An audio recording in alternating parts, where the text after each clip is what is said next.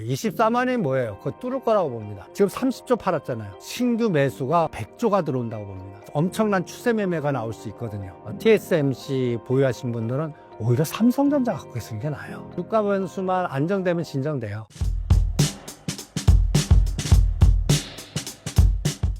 삼성전자 24만 원 얘기가 계속 나오고 있습니다. 지금 상황에서 주가 상방 어디까지 보고 계신가요? 그게 아까 얘기한 5월달 이후로 봐요. 3, 4월 달은 여전히 그 이란 변수라든지 글로벌 그 리스크 때문에 롱숏의 변동성이 지속될 것 같거든요. 그래서 이걸 영향을 주는 게 우리나라는 EWI, 달러 베이스 종합 주가 지수인데, 요게 이제 그 EWI가 120불, 120불. 만약에 이걸 지지 못하면 갖다 예를 들어서 5천 붕괴됐다는 얘기고 미국 시장이 부러졌다는 얘기예요. 지금 미국 시장하고 우리 시장하고 모양이 다릅니다. 나스닥 보세요. 나스닥 보시면 여기가 이제 작년도 11월 달 위치거든요. 이게 우리나라 3,800 수준이에요. 그런데 나스닥 보면 이게 22,000 수준인데 지금 그거 공격하려고 그러거든요. 그러니까 우리나라가 전 세계로 1등으로 가갖고 지금 미국이 빠지니까 같이 이제 끌고 내려올 수 있는, 그래서 삼성전자 SK하이닉스가 여기에 영향을 미치는 것 같고, 그러다 보니까 EWI가 가장 1, 2등이 삼성전자 SK하이닉스 아닙니까? 그거를 외국인들이 계속 파는, 어쩔 수 없이 파는 그런 현상이 나오는 것 같아요. 그래서 지금 얼마를 팔았냐면 연초에 대비 SK하이닉스는 15조를 팔았습니다. 그리고 삼성전자는 거의 30조가 가까이 때려요. 그러니까 지금 주목이 가깝잖아요. 이게 멈춰야 되거든요. 이걸 멈추는 원동력이 나스닥이 22,000을 지지해주고 올라가 줘야 돼요. 그러면 이란 사태가 불확실성이 제거되고, 그거를 오라클 갖고 판단하시는 기술주 거품이 이제는 아니다 하고 투자되고, 그런 상황이 노출이 돼야 가능하다고 보거든요. 그래서 저는 삼성전자는 3월에서 4월까지는 그냥 미국이 부러지지 않는 박스 전략. 그래서 20만 원, 100만 원이 저항이 아니라 지지가 되고 MSCI 선진국 지수 들어가면 뭐 24만이 뭐예요? 그거 뚫을 거라고 봅니다. 그러면 오히려 그 아시아계 쪽에 EWI는 그 한도가 높아지면 매도할 밖에 없는 걸 이 뮤추얼 펀드가 받아주는 거예요. 이러면 갖다 해서 수급이 어떻게 되냐면 지금 30조 팔았잖아요.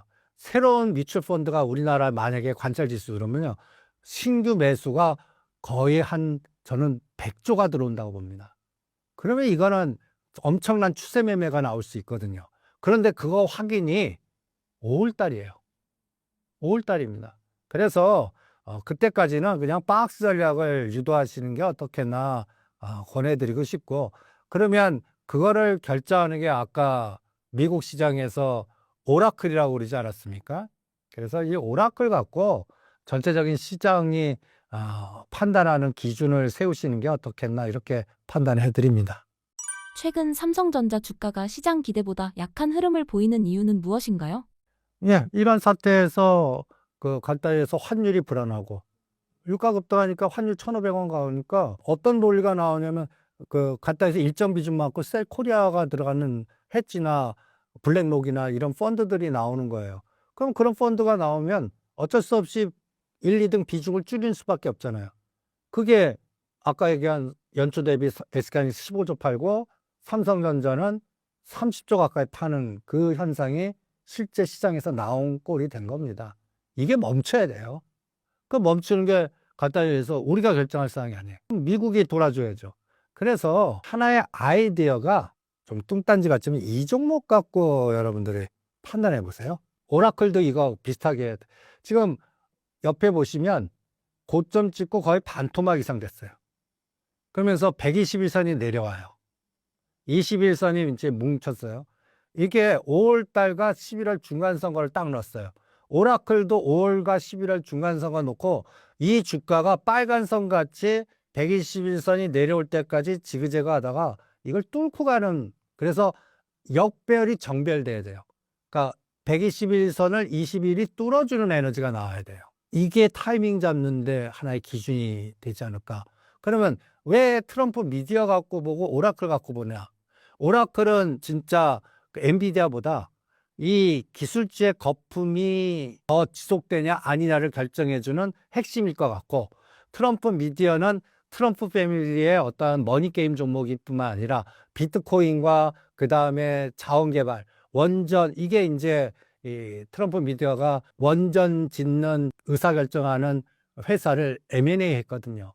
그래서 이 의사결정이 대충 트럼프 생각은 케빈 어시가 정식 연준 의장 될 때, 그때 11월 달 중간선거를 겨냥한 에너지를 줄 것 같아요. 마치 그러다 보면 작년도 4월까지 박살내고 한번 급등한 파동이 있었죠.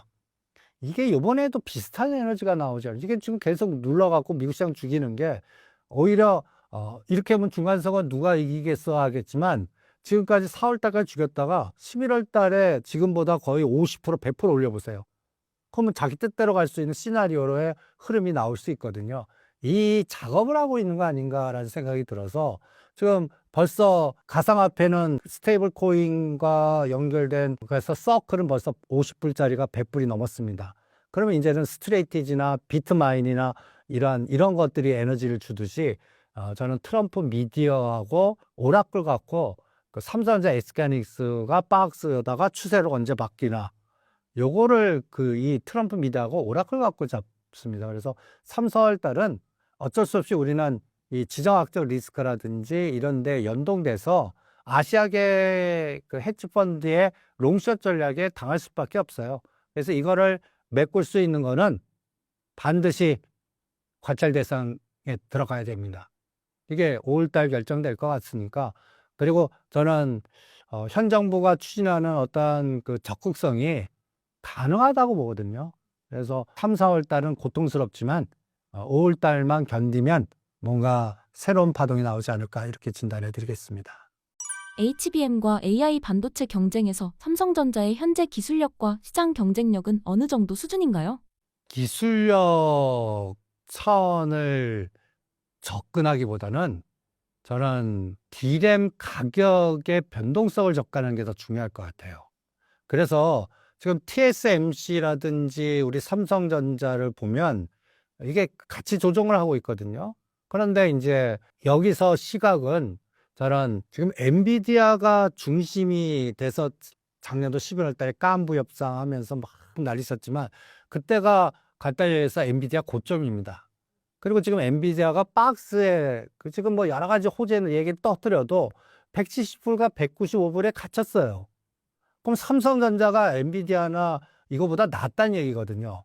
그리고 엔비디아 입장에서는 지금 또 전 세계 입장에서는 데이터 센터나 이런 거 들어가니까 오히려 을이었던 위치가, 을의 위치가 이제 갑으로 자꾸 바뀌려고 하는 그런 게, 저는 HB의 실제 기술력보다는 삼성전자와 SK하이닉스의 D램의 가격 위치라든지 이런 것들이 또 시장을 하나의 지배하는 하나의 화두가 될 수 있거든요. 그래서 지금은 HBM의 기술력이니 뭐 이런 거에서 엔비디아 추종보다는 저는 오히려 삼성전자, SK하이닉스가 을이었던 위치가 갑으로 바뀌면서 뭔가 새로운 어떠한 전환 국면을 맞이하는 시대가 5월 달이 아닌가라고 보고 있고, 3, 4월 달은 어쩔 수 없이 이란의 지정학적 리스크, 이게 빨리 안착이 돼야 된다, 진정돼야 된다, 제거돼야 된다.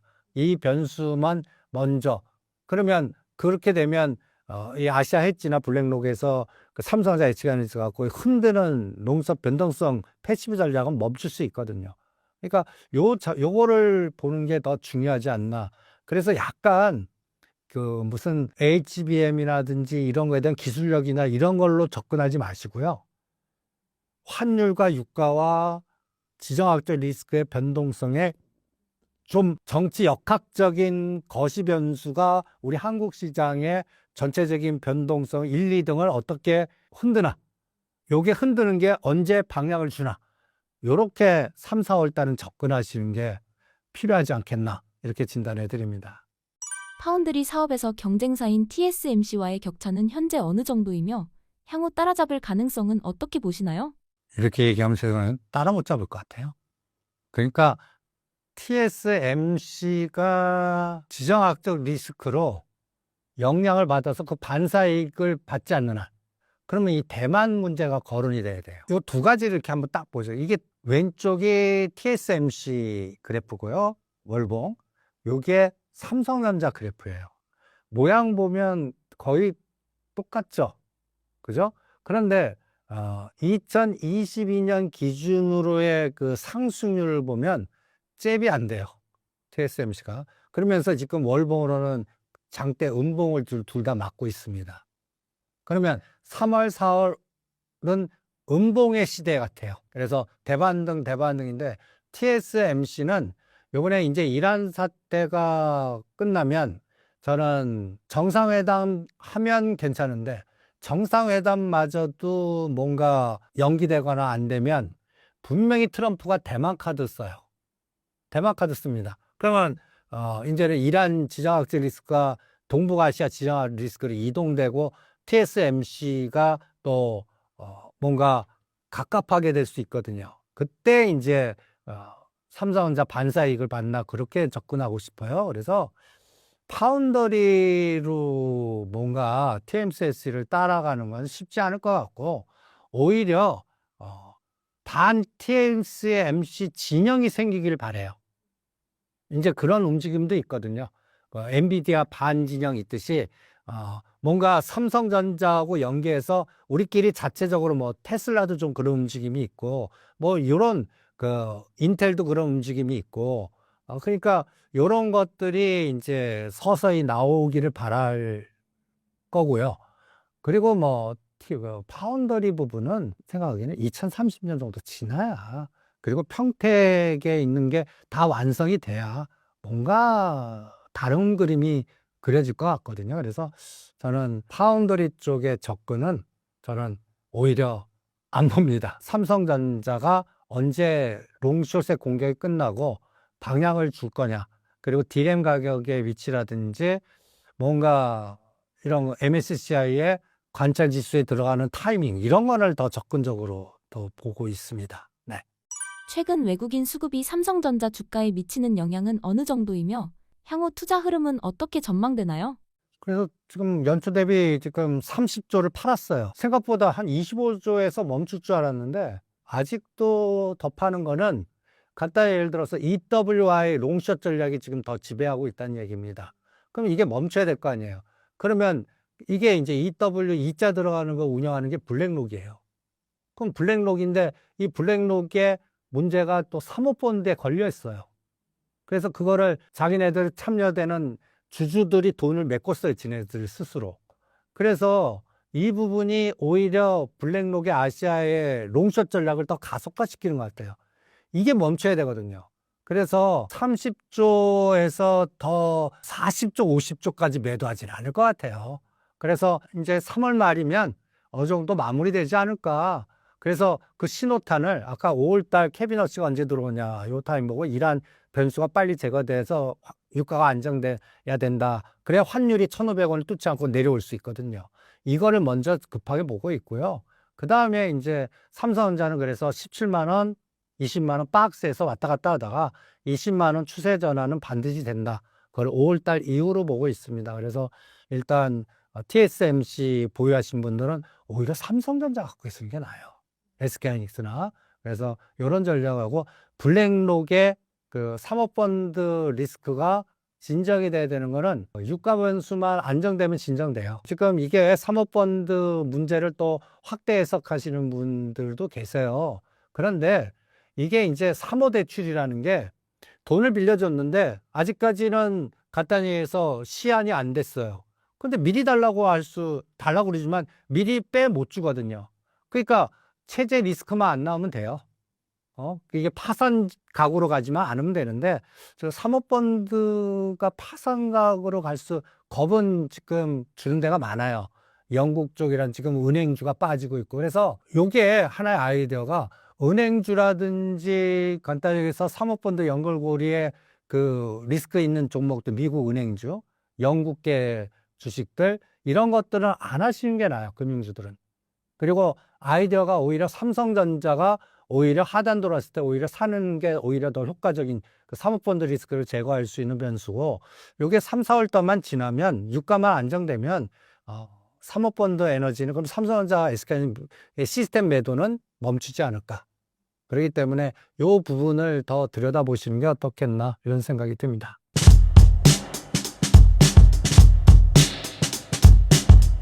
3월 들어 이란 전쟁 이슈와 코스피 급락까지 겹치면서 시장이 상당히 혼란스러웠는데요. 지금 현재 주식 시장 상황을 어떻게 보고 계십니까? 2026년 2월 27일 코스피가 드디어 역사적으로 6,000선을 넘어서면서 6,340포인트 터치를 했거든요. 정말 역사적인 순간이었습니다. 투자자들이 환호했고, 뉴스에서는 코스피 신시대 개막이라고 하는 표현까지 쏟아졌으니까요. 그런데 불과 6일 뒤 3월 3일, 미국하고 이란 전쟁의 여파로 코스피 6,000선이 붕괴되고 단 이틀 만에 거의 20% 가까운 19% 폭락을 해서 5,100선까지 밀렸죠. 삼성전자하고 SK하이닉스도 각각 20만 원 그리고 뭐 100만 원 선이 붕괴가 됐으니까요. 9.11 테러 때보다 더 큰 충격이 2주 만에 일어났습니다. 그렇다라고 하면 지금 뭐가 문제인지 좀 살펴볼 필요가 있을 것 같아요. 첫 번째 문제는 에너지 쇼크인 것 같습니다. 미국하고 이란 전쟁이 약 10여일이 지속되고 있는 이 가운데 세계 원유 수송의 30% 이상을 담당하고 있는 이 호르무즈 해협이 사실상 봉쇄 상태에 놓였으니까요. 그러다 보니까 WTI가 한때 120달러 부근까지 급등을 했고, WTI가 100달러 넘어선 건 2022년 7월 이후에 약 한 3년 9개월 만에 처음 있는 일이거든요. 사실 한국은 에너지의 한 70%를 중동에서 갖고 오는 나라 중에 하나인데 이게 얼마나 치명적인 부분인지 잘 아시겠죠.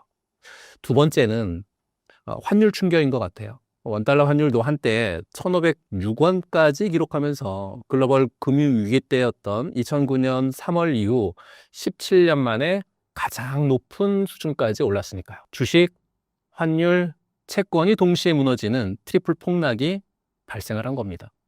세 번째는 B2의 시한폭탄인데요. 금융투자협회에 따르게 되면 신용거래 융자잔고가 33조 원으로 역대 최대치를 기록을 했고, 위탁매매 미수금도 2조 1,000억 정도 돼서 사상 최고치를 경신했다고 하니까요. 그러면서 5대 은행의 개인 마이너스 통장 잔액도 40조 원으로 불어났다고 하니까요.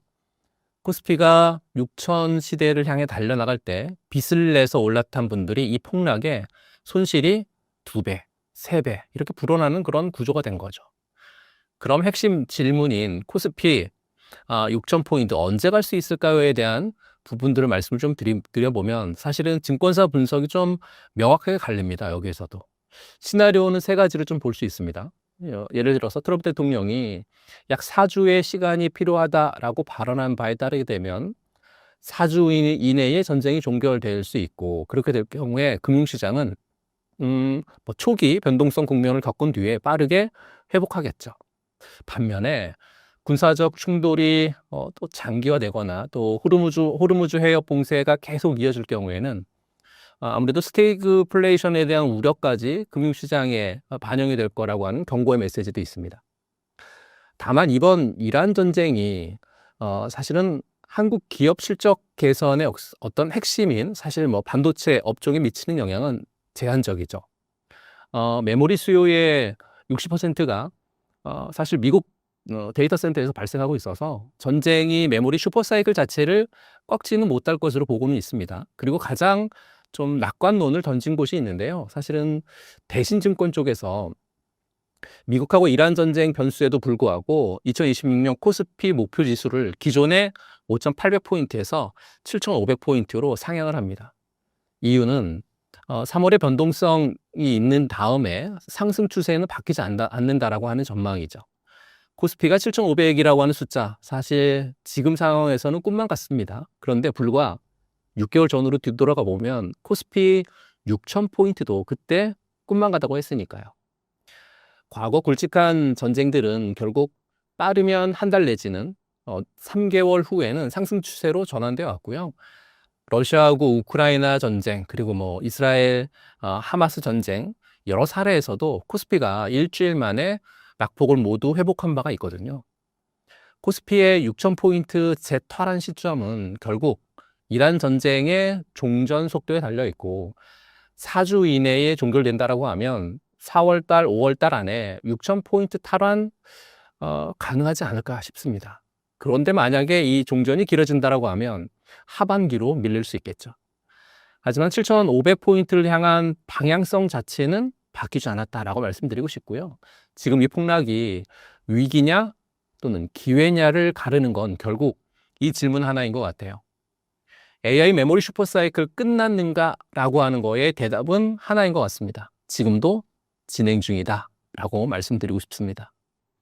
시장이 다시 안정되거나 반등 국면에 들어간다면 외국인 자금은 다시 유입될 가능성이 있다고 보십니까? 아니면 당분간은 관망 흐름이 이어질 것으로 보십니까? 지금 외국인 수급 흐름을 한 줄로 요약하면 외국인은 팔았고 개인이 모두 받아냈다 이렇게 표현할 수 있을 것 같습니다. 숫자를 좀 보게 되면요. 2월 이후에 최근 3주간 외국인들이 코스피에서 무려 한 17조 원가량 순매도하면서 삼성전자 외국인 보유 비중이 50% 아래로 떨어졌습니다. 외국인 보유 비율이 50% 아래로 내려간 건 지난 2025년 4월이죠. 관세 공포 이후에 11개월 만에 처음 있는 그런 일이죠. 지난 3월 9일에는 단 하루 만에 외국인이 코스피에서 7조 원 넘게 매도했습니다. 이게 얼마나 어마어마한 숫자냐면요. 코스피 전체 하루 평균 거래 대금이 약 한 15조 원인데 그 절반을 외국인이 혼자 팔아치운 거니까요. 지금 시장은 외국인과 기관이 내다버린 걸 개인이 싹 다 받아냈고요. 그렇다라고 하면 외국인 수급의 어떤 본질을 살펴볼 필요가 있을 것 같아요. 한 세 가지로 나눠서 살펴봐 드릴 건데요. 첫 번째는 외국인이 왜 이렇게 팔았는가 있죠. 연초 이후에 코스피가 거의 50% 급등했거든요. 그러니까 차익 실현 성격의 매도로 지수가 한 10에서 15% 정도 조정 후에 외국인 재진입 가능성이 좀 높다라고 판단하고 있습니다. 결정적으로 이 매도는 사실은 한국이 싫어서 판 게 아니라 너무 많이 올라서 수익을 챙긴 걸로 볼 수 있겠고요. 연초 대비해서 50% 오른 주식을 전쟁 쇼크라고 하는 명분으로 팔아치우는 것, 이건 패닉 매도가 아니라 전략적 이익 실현이다라고 말씀드리고 싶고요. 두 번째는 이란 전쟁이 한국 시장에 얼마나 구조적으로 치명적인가라고 하는 부분들인데요. 한국의 중동산 원유 의존도는 2026년 1월 기준으로 70%가 넘습니다. 일부 정유사는 공장 가동률을 30% 미만으로 낮추는 방안까지 지금 검토 중이거든요. 원유 의존도가 70%인 나라에서 호르무즈 해협이 막혔다. 외국인 입장에서는 한국을 에너지 직격탄 국가로 분류하고 리스크를 줄인 거다. 이렇게 보시면 될 것 같습니다. 이건 감정이 아니라 냉정한 포트폴리오 조정의 성격이라고 보실 필요가 있겠죠. 세 번째, 그러면 종전 이후에 외국인이 돌아올 건가라고 하는 질문이죠. 이게 핵심인 것 같은데요. 역사적인 사례를 보게 되면 위험자산 선호 심리가 돌아온 게 아니라 단순히 너무 많이 빠져서 또는 기술적으로 살짝 튀어오른 것에 불과하다라고 하는 진단도 있는데요. 그러니까 아직 외국인의 완전한 복귀를 확인하려면 더 지켜봐야 한다라고 하는 신중론이 지금 좀 공론화되고 있습니다. 하지만 구조적으로 좀 볼 필요가 있을 것 같아요. 구조적으로 본다라고 하면 외국인 보유 비율이 50% 회복 여부가 다음 방향성을 결정하는 핵심 지표가 아닐까라고 판단하고 있습니다. 지금 외국인 보유 비중이 49.8%까지 떨어진 삼성전자, 이 숫자가 50%를 회복하고 크게 상승하는 순간 추세 전환의 신호탄이라고 판단하고 있고요. 기관들 역시 외국인들하고 묘하게 같은 방향으로 움직이고 있는데요. 팔 때는 같이 팔고 살 때는 같이 사고 있거든요. 3월 10일 반등에서도 외국인하고 기관이 동반 매수로 돌아선 게 확인이 됐고, 기관 중에서도 특히 주목해야 될 세력은 바로 연기금인 것 같습니다. 국민연금은 이런 폭락 구간에서 전통적으로 저가 매수에 나서거든요. 코로나 때도 그랬고 2022년 금융 충격 때도 그랬고, 금리 충격이죠. 그럴 때도 그랬고, 시장이 무너지면 연기금이 받아낸다라고 하는 공식은 여전히 유효한 것 같고요. 이번에도 연기금이 하방을 지지하면서 개인과 함께 외국인의 어떤 매물을 흡수하는 구조가 만들어졌을 가능성이 굉장히 높다라고 판단하고 있습니다. 지금 외국인 수급의 성격은 패닉이 아니라 전략적인 후퇴라고 판단하고 싶고요. 이게 오늘의 핵심인 것 같습니다. 한국 펀더멘탈이 무너진 게 아니라 전쟁이라고 하는 단기 외국 충격에 수익을 실현한 거죠. 종전 신호가 명확해지는 순간 외국인은 이미 팔아놓은 주식을 더 싼 가격에 다시 사러 돌아오겠죠. 그게 외국인이 항상 해오던 패턴이었으니까요. 지금 개인 투자자들에게 드리는 조언은 딱 하나입니다. 외국인에 대한 보유 비율이 50% 이상 회복하는지에 대한 여부, 그리고 유가의 방향, 그리고 종전 관련되어 있는 뉴스. 이 세 가지를 동시에 모니터링 하실 필요가 있을 것 같고요. 세 가지가 동시에 맞아떨어지는 날 외국인의 복귀가 시작되고 코스피는 다시 6,000포인트를 향해 달려갈 테니까요. 지금 장에서 현금은 기회대기 자금일까요? 아니면 수익률을 갉아먹는 비용일까요?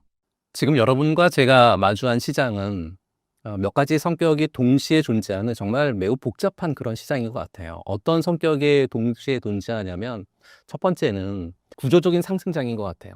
그러니까 AI 메모리 슈퍼사이클하고 또 역대 최대의 기업 실적하고 또 코스피 7,500포인트를 향한 중장기 방향성, 이건 바뀌지 않았거든요. 두 번째는 단기 충격의 변수인 것 같아요. 그러니까 이란 전쟁이라든지 또 유가 급등이라든지 그리고 환율 쇼크가 단기 변동성을 극단적으로 키우고 있거든요. 자고 일어났더니 유가가 치솟았고 코스피가 하루 만에 12% 폭락한 다음 날 장을 열어봤더니 다시 또 급반등하는 롤러코스터 장세가 지금 펼쳐지고 있는 거죠. 세 번째는 수급의 공백인 것 같아요. 지난 3월 4일 하루 만에 외국인이 삼성전자를 323만 주를 순매도했고요. 3월 5일에는 149만 주를 추가 매도했습니다. 2월 한 달 동안 외국인이 삼성전자의 순매도 규모는 7조 원이 넘고요. 연초 이후에 누적된 매도 규모만 보면 한 9조 원 넘거든요. 이 세 가지가 동시에 존재하는 장에서 현금은 사실 어떠한 의미를 가질지 답은 명확합니다. 지금 이 장에서 현금은 사실 기회의 대기 자금입니다라고 말씀드립니다. 하지만 기회 자금이 되려면 조건이 있습니다. 현금이 기회가 되려면 두 가지를 좀 지키실 필요가 있는데요. 첫 번째는 언제 쓸지를 알아야 하고 두 번째, 얼마를 남겨야 할지를 알아야 된다는 거죠. 많은 분들이 현금을 들고 계시다가 시장이 3% 내지는 한 5% 오르면 불안해서 다 써버리잖아요. 그러다가 또 폭락 오면 현금이 없어서 쳐다만 보고 있으니까. 이건 현금이 기회가 된 게 아니라 현금이 심리적인 압박 도구가 된 거다. 이렇게 볼 수 있겠죠. 반대로 현금이 수익률을 갉아먹는 비용이 되는 경우는 딱 한 가지입니다. 언젠가는 내려오겠지라고 무한정 기다리다가 기회를 다 놓치는 그런 경우잖아요. 현금 100%를 들고 코스피가 5,000포인트, 6,000포인트를 찍고 7,000포인트를 향해 달려갈 때 구경만 하는 것. 이게 현금이 수익률의 적이 되는 상황이잖아요. 그럼 지금 현금 비중을 어떻게 가져가야 하는지에 대해서 좀 말씀 좀 드려보면 지금 시장 상황에서 공격형 투자자, 그러니까 내가 공격형 투자자라고 판단하시는 분들은 현금 20%, 그리고 반도체하고 IT 쪽에 50%, 그리고 에너지하고 방산 쪽에 30% 정도의 비중을 말씀 좀 드리고요.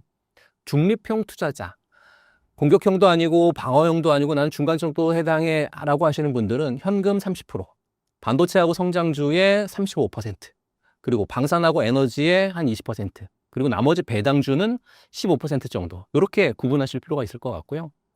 나는 공격형도 아니고 중간형도 아니야, 나는 굉장히 보수적인 방어형 투자자야 라고 하시는 분들은 현금과 달러 그리고 채권을 50%로 좀 많이 비중을 차지하셨으면 좋겠고요. 그 다음에는 배당주의 30%, 그리고 방어주하고 배당주의 30%, 에너지하고 방산의 20%, 이렇게 설정하시면 좋겠다라고 말씀드립니다. 세 가지 유형에서의 공통점은 딱 한 가지가 있죠. 적어도 현금이 최소한 20% 이상이 있어야 된다는 거죠. 왜냐하면 분할 매수의 본질은 타이밍보다 평단 관리에 있고요. 변동성이 큰 종목일수록 이 원칙이 굉장히 중요하기 때문에 그렇습니다. 전망이 아무리 밝아도 단기 과열 구간에서 전량 진입은 심리적인 손실로 이어지기 굉장히 쉽기 때문에 그렇거든요. 실적이 아무리 좋고 목표 주가가 아무리 높아도 한 번에 다 들어가게 되면 사실은 변동성을 견딜 수 없거든요. 실제로 3월 4일 폭락에서 신용 매수하신 분들은 반대 매매로 강제 청산당한 분들이 줄을 잇고 있으니까요. 지금 신용이 33조 원이라고 하는 시장에 딸려 있는 상황에서 폭락을 불러온 거니까요. 지금 시장에서 현금은 세 가지 역할을 동시에 하고 있습니다. 첫 번째 역할은 30%는 심리 방어선인 것 같아요. 시장이 어떻게 흔들려도 이 현금 때문에 강제로 팔아야 되는 상황을 막아주는 완충제 역할을 한다라고 보시면 될 것 같고요. 두 번째, 나머지 현금은 분할 매수의 탄약인 거죠. 삼성전자 놀림목 구간에서 분할 매수 계획을 수립하시고 또 HBM4나 엔비디아 공급 계약 발표 일정이라든지 또 외국인들의 보유 비율을 50% 이상 회복하는 이런 모니터링을 계속 체크하셔야 될 그런 포인트가 온다라고 하면 구간을 정해두고 일정 비율로 기계적으로 분할 매수하는 감정 없이 분할 매수하는 그런 탄약으로 쓸 수 있겠죠. 세 번째는 현금 자체도 수익을 만들어야 되는 부분들이 있는데요. 무슨 얘기냐면 단기 채권 또는 CMA 아니면 MMF 같은 이런 금리가 3에서 4% 정도 금리거든요. 그러니까 현금이 잠자고 있다 하더라도 이자 받을 수 있잖아요. 기회를 기다리면서 수익도 챙기는 이게 진짜 현금 전략이죠. 지금 이 시장에서 현금은 두려움의 표시가 아니라 자신감의 표시인 것 같습니다. 떨어질 때 살 수 있다라고 하는 확신 또는 더 좋은 기회가 올 때까지 기다릴 수 있다라고 하는 여유. 그게 현금이 주는 진짜 힘 아닐까요? 3월처럼 시장이 크게 흔들리는 상황이 앞으로 또 온다면 어떻게 대응하는 것이 좋고 또 이런 변동성이 큰 시장에서 주목해야 할 섹터나 종목이 있다면요? 사실 3월 초와 같은 충격은 또 올 수 있다라고 보고 있습니다. 유가가 치솟고 또 코스피가 하루에 12% 빠졌다가 다음날 급반등하는 롤러코스터 장세가 지금의 시장의 본질이니까요. 이번이 처음이 아니고 또 마지막도 아닌 것 같습니다. 코로나 때도 그리고 2022년 금리 충격 때도 이스라엘 하마스 전쟁 때도 우리는 이 공포를 경험했잖아요. 그때마다 시장은 회복했고 준비된 투자자는 수익을 챙겼으니까요. 문제는 그때 나는 어디 있었는가라고 하는 게 문제인 것 같아요. 패닉셀을 했는가 아니면 차분하게 매수 버튼을 기다리다가 눌렀는가 여기에 있거든요. 그럼 지금의 상황에서의 대응 원칙 두 가지를 좀 말씀드리면 대응 원칙 첫 번째는 폭락은 예측하는 게 아니라 대비하는 거잖아요. 사실 많은 분들이 이번 이란 전쟁을 미리 알았더라면이라고 하는 말을 하는데요. 그건 불가능하죠, 사실. 그죠? 전쟁이나 뭐 테러, 그리고 뭐 금리 충격이라든지 대규모 자연재해 같은 이런 블랙스완 같은 예측이 사실은 불가능하죠. 그러니까 예측이 아닌 대비를 해야 된다라고 말씀을 드리고요. 대비의 핵심 세 가지는 첫 번째는 현금 비중을 항상 20% 30% 유지하는 거죠. 앞서 말씀드린 대로 폭락이 와도 살 수 있는 탄약이 있어야 되니까요. 두 번째는 신용과 레버리지를 절대 쓰지 말라고 말씀드립니다. 3월 4일 코스피가 사상 최대 일일 낙폭 12%를 기록하면서 서킷 브레이커까지 발동된 날 시가총액 50조 원이 하루 순간 증발했습니다. 신용으로 들어간 분들은 이날 반대 매매로 강제 청산이 쏟아졌죠. 시장이 무너지는데 내 의지로 버틸 수 없는 상황. 이게 가장 최악이니까요. 세 번째는 종목별 손절 기준을 사전에 정해두는 거죠. 감정 없이 기계적으로 대응하시라는 거죠. 기준 없이 버티다가 마이너스 30% 되면 그때는 심리가 완전히 무너지니까요. 대응 원칙 첫 번째를 말씀드렸다라고 하면 대응 원칙 두 번째는 공포지수를 보고 행동하라고 말씀드리고 싶습니다. 공포가 극에 달하는 순간이 사실은 매수 타이밍이잖아요. 이건 주식의 진리인 것 같습니다. 3월 4일 코스피 12% 폭락하는 당일 여러분들의 감정은 어떠셨나요? 아마 이게 다 끝이다, 다 팔아야겠다라고 하셨나요? 근데 그날 사신 분들은 다음날 바로 6%가량 지수가 떴기 때문에 수익을 챙길 수 있었겠죠. 2026년 성패는 무엇을 사느냐보다 어떻게 관리하느냐에 달려있다라고 말씀드립니다. 가장 좋은 종목을 가장 나쁜 타이밍에 사면 손실이고요. 평범한 종목이더라도 가장 좋은 타이밍에 사면 수익이니까요. 폭락 직후가 바로 그 타이밍인 거죠. 그럼 지금 이 변동성 장세에서 주목해야 될 섹터, 한 두세 가지 버킷으로 볼 수 있다라고 하는데요. 그 버킷에 대한 부분들 말씀 좀 드려볼게요. 버킷 첫 번째는 당연히 반도체 섹터죠. 이번 폭락은 과도한 패닉으로 보고 있고, 삼성전자라든지 SK하이닉스의 주가 급락은 사실 펀더멘탈에 대한 문제가 아니죠. 수급 고임이라든지 또는 공포심리 때문이잖아요.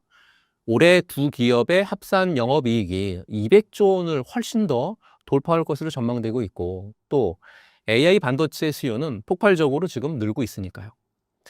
이란 전쟁이 반도체 수요를 없애지는 않잖아요. 그리고 엔비디아는 여전히 HBM4를 주문할 거고, 데이터 센터는 여전히 지어줄 테니까요. 전쟁은 단기 충격이지만 AI 슈퍼사이클은 구조적인 흐름이다라고 말씀드리고요. 버킷 두 번째, 방산 부분인 것 같아요. 미국하고 이스라엘, 이란 전쟁 발발 이후에 국산 방공무기 천궁2 굉장히 실력 발휘 많이 했습니다.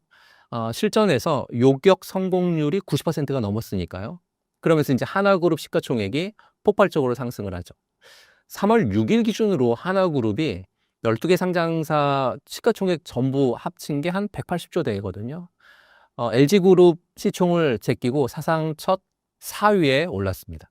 그리고 한화에어로스페이스도 시총이 2월 말에 한 60조 정도 됐는데요.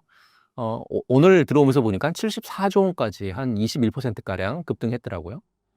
숫자보다 더 중요한 건 전쟁 조기 종료에도 이란의 어떤 후속 공격 가능성, 또 영내의 불확실성에 대비한 중동 지역의 무기 수입이 중장기적으로 증가할 것으로 보고 있어서요.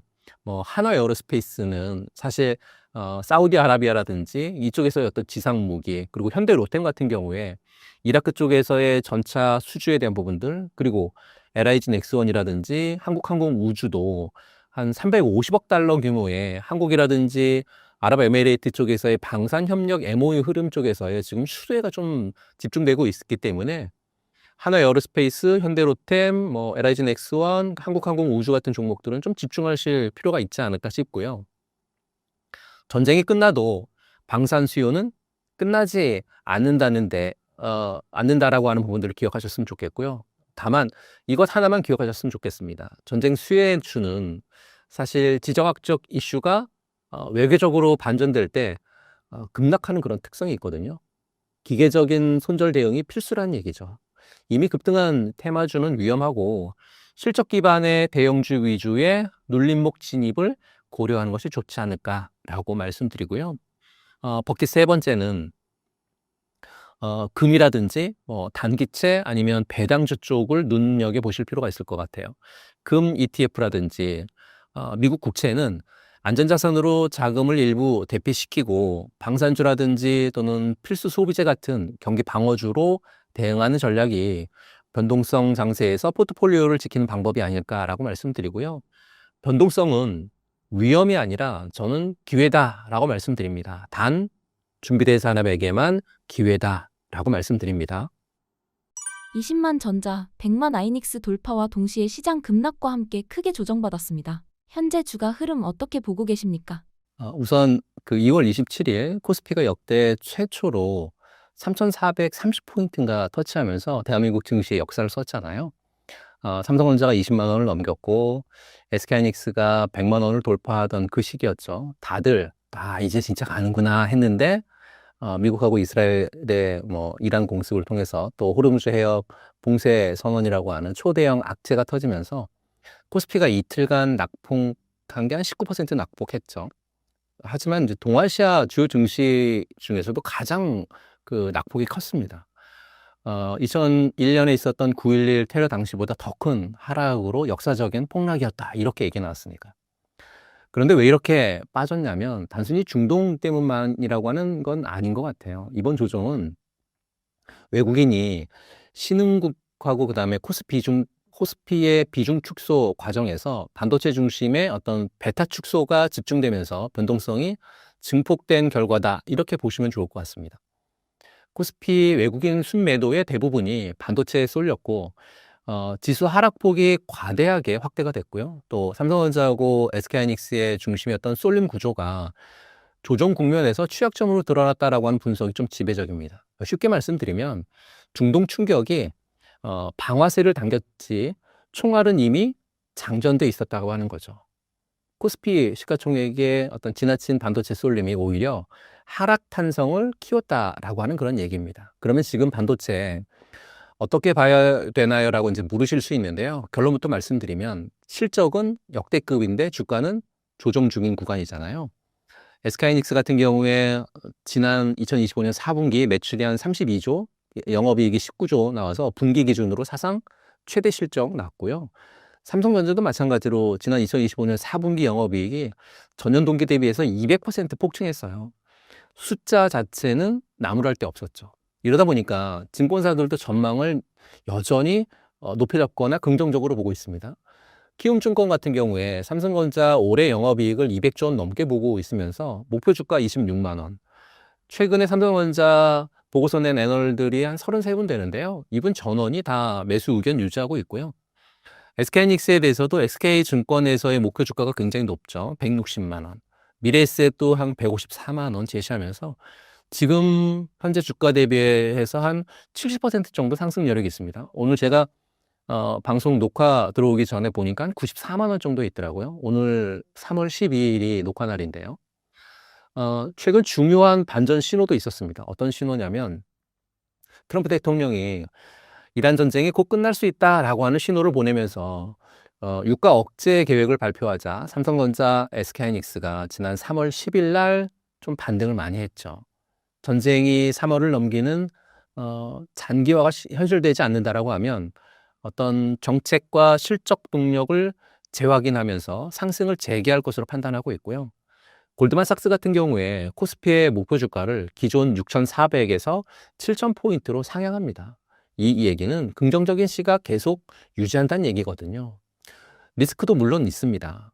미국의 반도체 수출 규제 강화라든지 또는 2026년 하반기 PC라든지 또는 모바일 쪽에서의 디램 단가에 대한 조정 가능성, 그리고 원달러 환율의 급등은 외국인들의 추가 매도 압력으로 작용할 수 있기 때문에 계속 주시해야 되는 변수들이라고 말씀드리고요.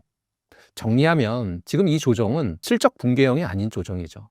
수급 충격형 조정이라는 얘기입니다. 중동이라고 하는 외부 충격이 외국인들의 리밸런싱하고 맞물리면서 낙폭이 과도하게 커진 그런 국면이 있고요. 단기 변동성은 유가라든지 미국, 이란의 어떤 협상 방향에 달려 있고, 중장기적으로는 AI 메모리 슈퍼사이클이라든지 역대급 실적이라고 하는 기초 체력에 대한 부분들은 사실 여전히 탄탄하기 때문에 중장기적으로는 괜찮다고 보고 있고요. 지금 이 구간에서 사실 겁먹고 던지는 것도 또 무작정 물타기 하는 것도 모두 위험하다라고 말씀드립니다.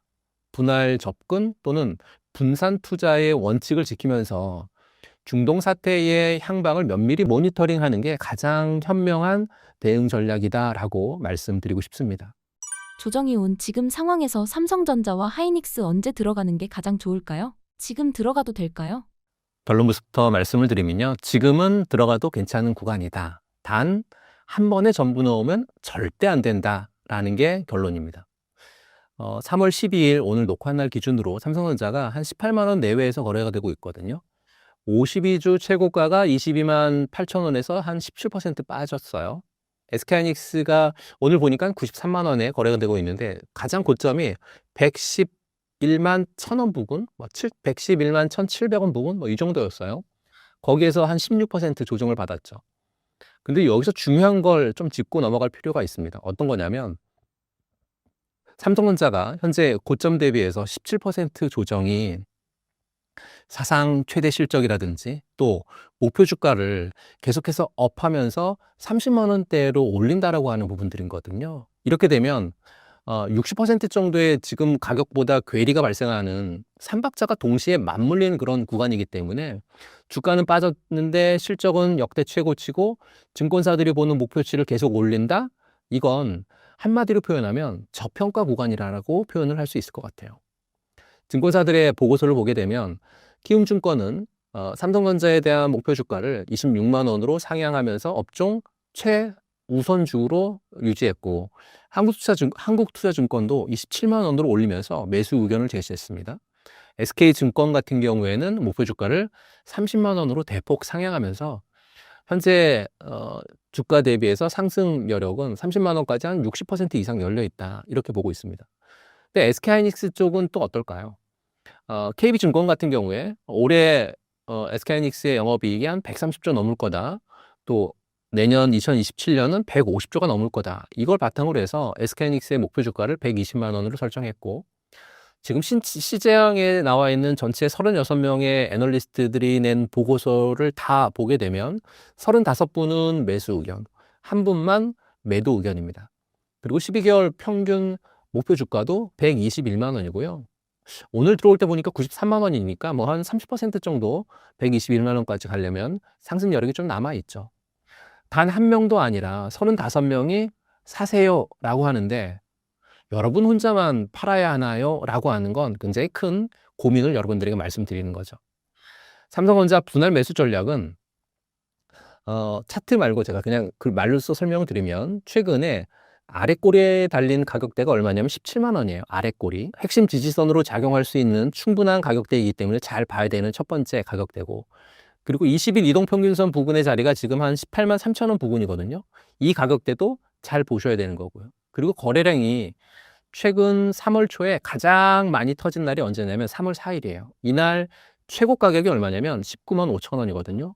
요 세 가지 구간. 다시 말해서 세 단계 진입 가격인 거죠. 17만 원, 18만 3천 원, 19만 5천 원. 이 구간에서 분할 매수하는 전략 말씀 좀 드리고요. 단 전체 투자금을 말씀드린 가격대에서 분할로 나눠서 채우는 방식이 좀 가장 안전하지 않을까라고 말씀드리고요. SK하이닉스 역시 분할 매수 전략으로 51선 부근의 가격이 82만 원이거든요. 그리고 61선 부근이 한 78만 원, 79만 원 정도고 그리고 3월 11일 날 21선 터치했었던 그 가격대 위로 올랐는데 21선 가격대 내외에서 분할 매수하는 전략이 좀 좋지 않을까 싶어서 51선, 61선, 21선 이 구간에서 분할 매수하는 전략 말씀을 좀 드립니다.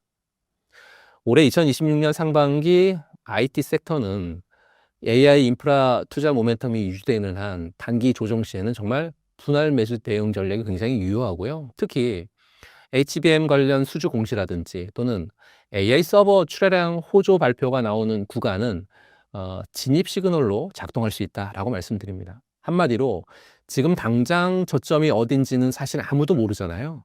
분할이 리스크를 줄이는 가장 확실한 방패다라고 말씀드리고요. 매도 시나리오를 말씀드려보면 단기 투자자, 중기 투자자 이렇게 좀 나눠서 말씀드릴게요. 내가 단기 투자자라고 하면 단기 투자자는 보통 한 1, 2개월에서 3, 4개월 정도 이런 기간을 두고 단기 투자하시는 분들인데 SK하이닉스 같은 경우에는 108만 원 정도 도달하게 되면 물량의 절반을 좀 익절하셨으면 좋겠고요.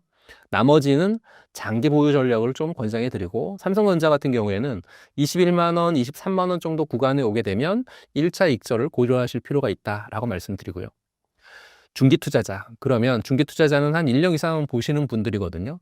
삼성전자 같은 경우에 주요 증권사의 평균 목표 주가가 26만 원에서 27만 원까지 괴리율이 지금 한 40%이기 때문에 목표가 도달 시까지 보유한 후에 분할 매도하는 전략 좀 유효하다 말씀드리고요. 참고로 저하고 같이 공부하시는 분들은 삼성전자, SK하이닉스, 한미반도체를 지금 1년 4개월 동안 들고 오고 있습니다. 한 주도 안 팔고 있거든요. 네. 매도를 고려해야 되는 신호도 분명 있는 것 같아요. HBM4의 어떤 수율이 경쟁사 대비해서 크게 못 미치거나 또는 글로벌 AI 빅테크의 설비 투자가 조정이 되거나 또 중국 업체들의 D램이라든지 낸드 쪽에서의 공급 확대로 메모리 가격 하락 압력이 재점화된다라고 하면 포지션을 줄이는 거 굉장히 맞고요. 그리고 실적 모멘텀이 깨지는 신호가 나오면 주저하지 말고 비중을 줄이실 필요가 있겠다. 이렇게 말씀드리고 싶습니다. AI 반도체 시장에서 엔비디아를 중심으로 HBM 경쟁이 치열해지고 있는데 삼성전자의 HBM 경쟁력과 엔비디아와의 관계를 어떻게 보고 계신가요? 인공지능 시대가 본격적으로 열린 2022년 이 이후부터 메모리 반도체 기업의 운명을 결정하는 건 딱 한 군데였습니다. 잘 아시겠죠? 엔비디아였습니다. 엔비디아 HBM 공급망에 들어가면 AI 산업의 주연이 되고 그렇지 못하면 위상이 뚝 떨어졌으니까요. 삼성전자가 그때 딱 그 꼴이었죠. 삼성 반도체를 2년간 괴롭힌 위기로는 엔비디아의 HBM3 공급 지연에서 촉발됐죠. 세계 최대 메모리 기업이라고 하는 타이틀을 달고 있으면서 정작 가장 중요한 고객사인 엔비디아한테 품질 기준 미달이라고 하는 통보를 받았으니까요. 뭐 주가 반토막 나도 할 말이 없겠죠. 시장에서 이때 삼성이 망했다라는 말까지 나왔으니까요. 근데 2026년 지금 삼성전자의 상황을 살펴보면 삼성전자가 2월 12일이죠. HBM4, 6세대 HBM4를 세계 최초로 양산 출하하면서 글로벌 AI 메모리 시장의 주도권을 되찾았고 당일 삼성전자 주가는 6% 폭등을 합니다. 그러면서 사상 최고치의 기록을 달성하죠. 불과 1년 만에 완전히 판이 뒤집힌 거죠. 어떻게 이게 가능했냐면 이런 얘기를 써도 이런 말씀을 드려도 될지 모르겠지만 기술의 도박 때문인 것 같아요. 삼성전자가 HBM3 2단에 적용했었던 4세대 1A D램에서 2단계를 건너뛰어서요. 6세대인 1C D램 개발을 선제적으로 완료하고 HBM4 코어 다이 제조에 과감히 이제 적용했기 때문에 이런 결과가 나왔거든요. 근데 경쟁사인 SK하이닉스하고 마이크론은 HBM3E에 쓰던 1B D램을 HBM4에도 그대로 유지하기로 했는데 삼성은 2세대를 한꺼번에 건너뛴 거죠. 이게 얼마나 대단한 도전인지 반도체를 조금이라도 아시는 분들은 정말 깜짝 놀랄 그런 얘기입니다. 결과는 삼성전자 HBM4 표준 동작에 대한 속도는 엔비디아가 요구했었던 속도가 11기가 bps거든요. 근데 11.7기가 bps가 나오고요. 최고 속도는 13기가 bps까지 정말 엄청난 속도를 구현합니다. 성능도 46% 정도 높아졌고 에너지 효율도 40% 이상 개선됐고 방열 성능도 30% 이상 향상됐으니까. 그러니까 엔비디아가 원하는 거 모두 만들어내는 거죠. 이러다 보니까 업계 관계자에 따르게 되면 엔비디아가 삼성전자 출하 일정을 일주일만 당겨오면 어떻겠느냐라고 할 정도로 굉장히 엔비디아가 매달렸다고 합니다. HBM4 성능이 예상을 크게 웃돌았다고 하는 건 이제 을이 갑이 된 거죠. 그럼 지금 가장 중요한 변수, 마이크론은 엔비디아 베라 루빈용 HBM4 공급사에 삼성전자, SK하이닉스가 선정되고 마이크론은 사실 제외가 됐어요. 이게 엄청난 신호입니다. 마이크론이 HBM3E 시장에서 치고 올라오면서 한때는 삼성 역전할 수도 있겠다 이런 말 나왔는데 HBM4 게임에서는 아예 탈락했습니다.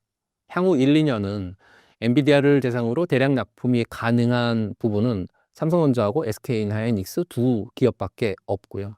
한국의 두 기업이 HBM의 패권을 지킬 수 있게 됐다라고 하는 평가가 나오고 있습니다.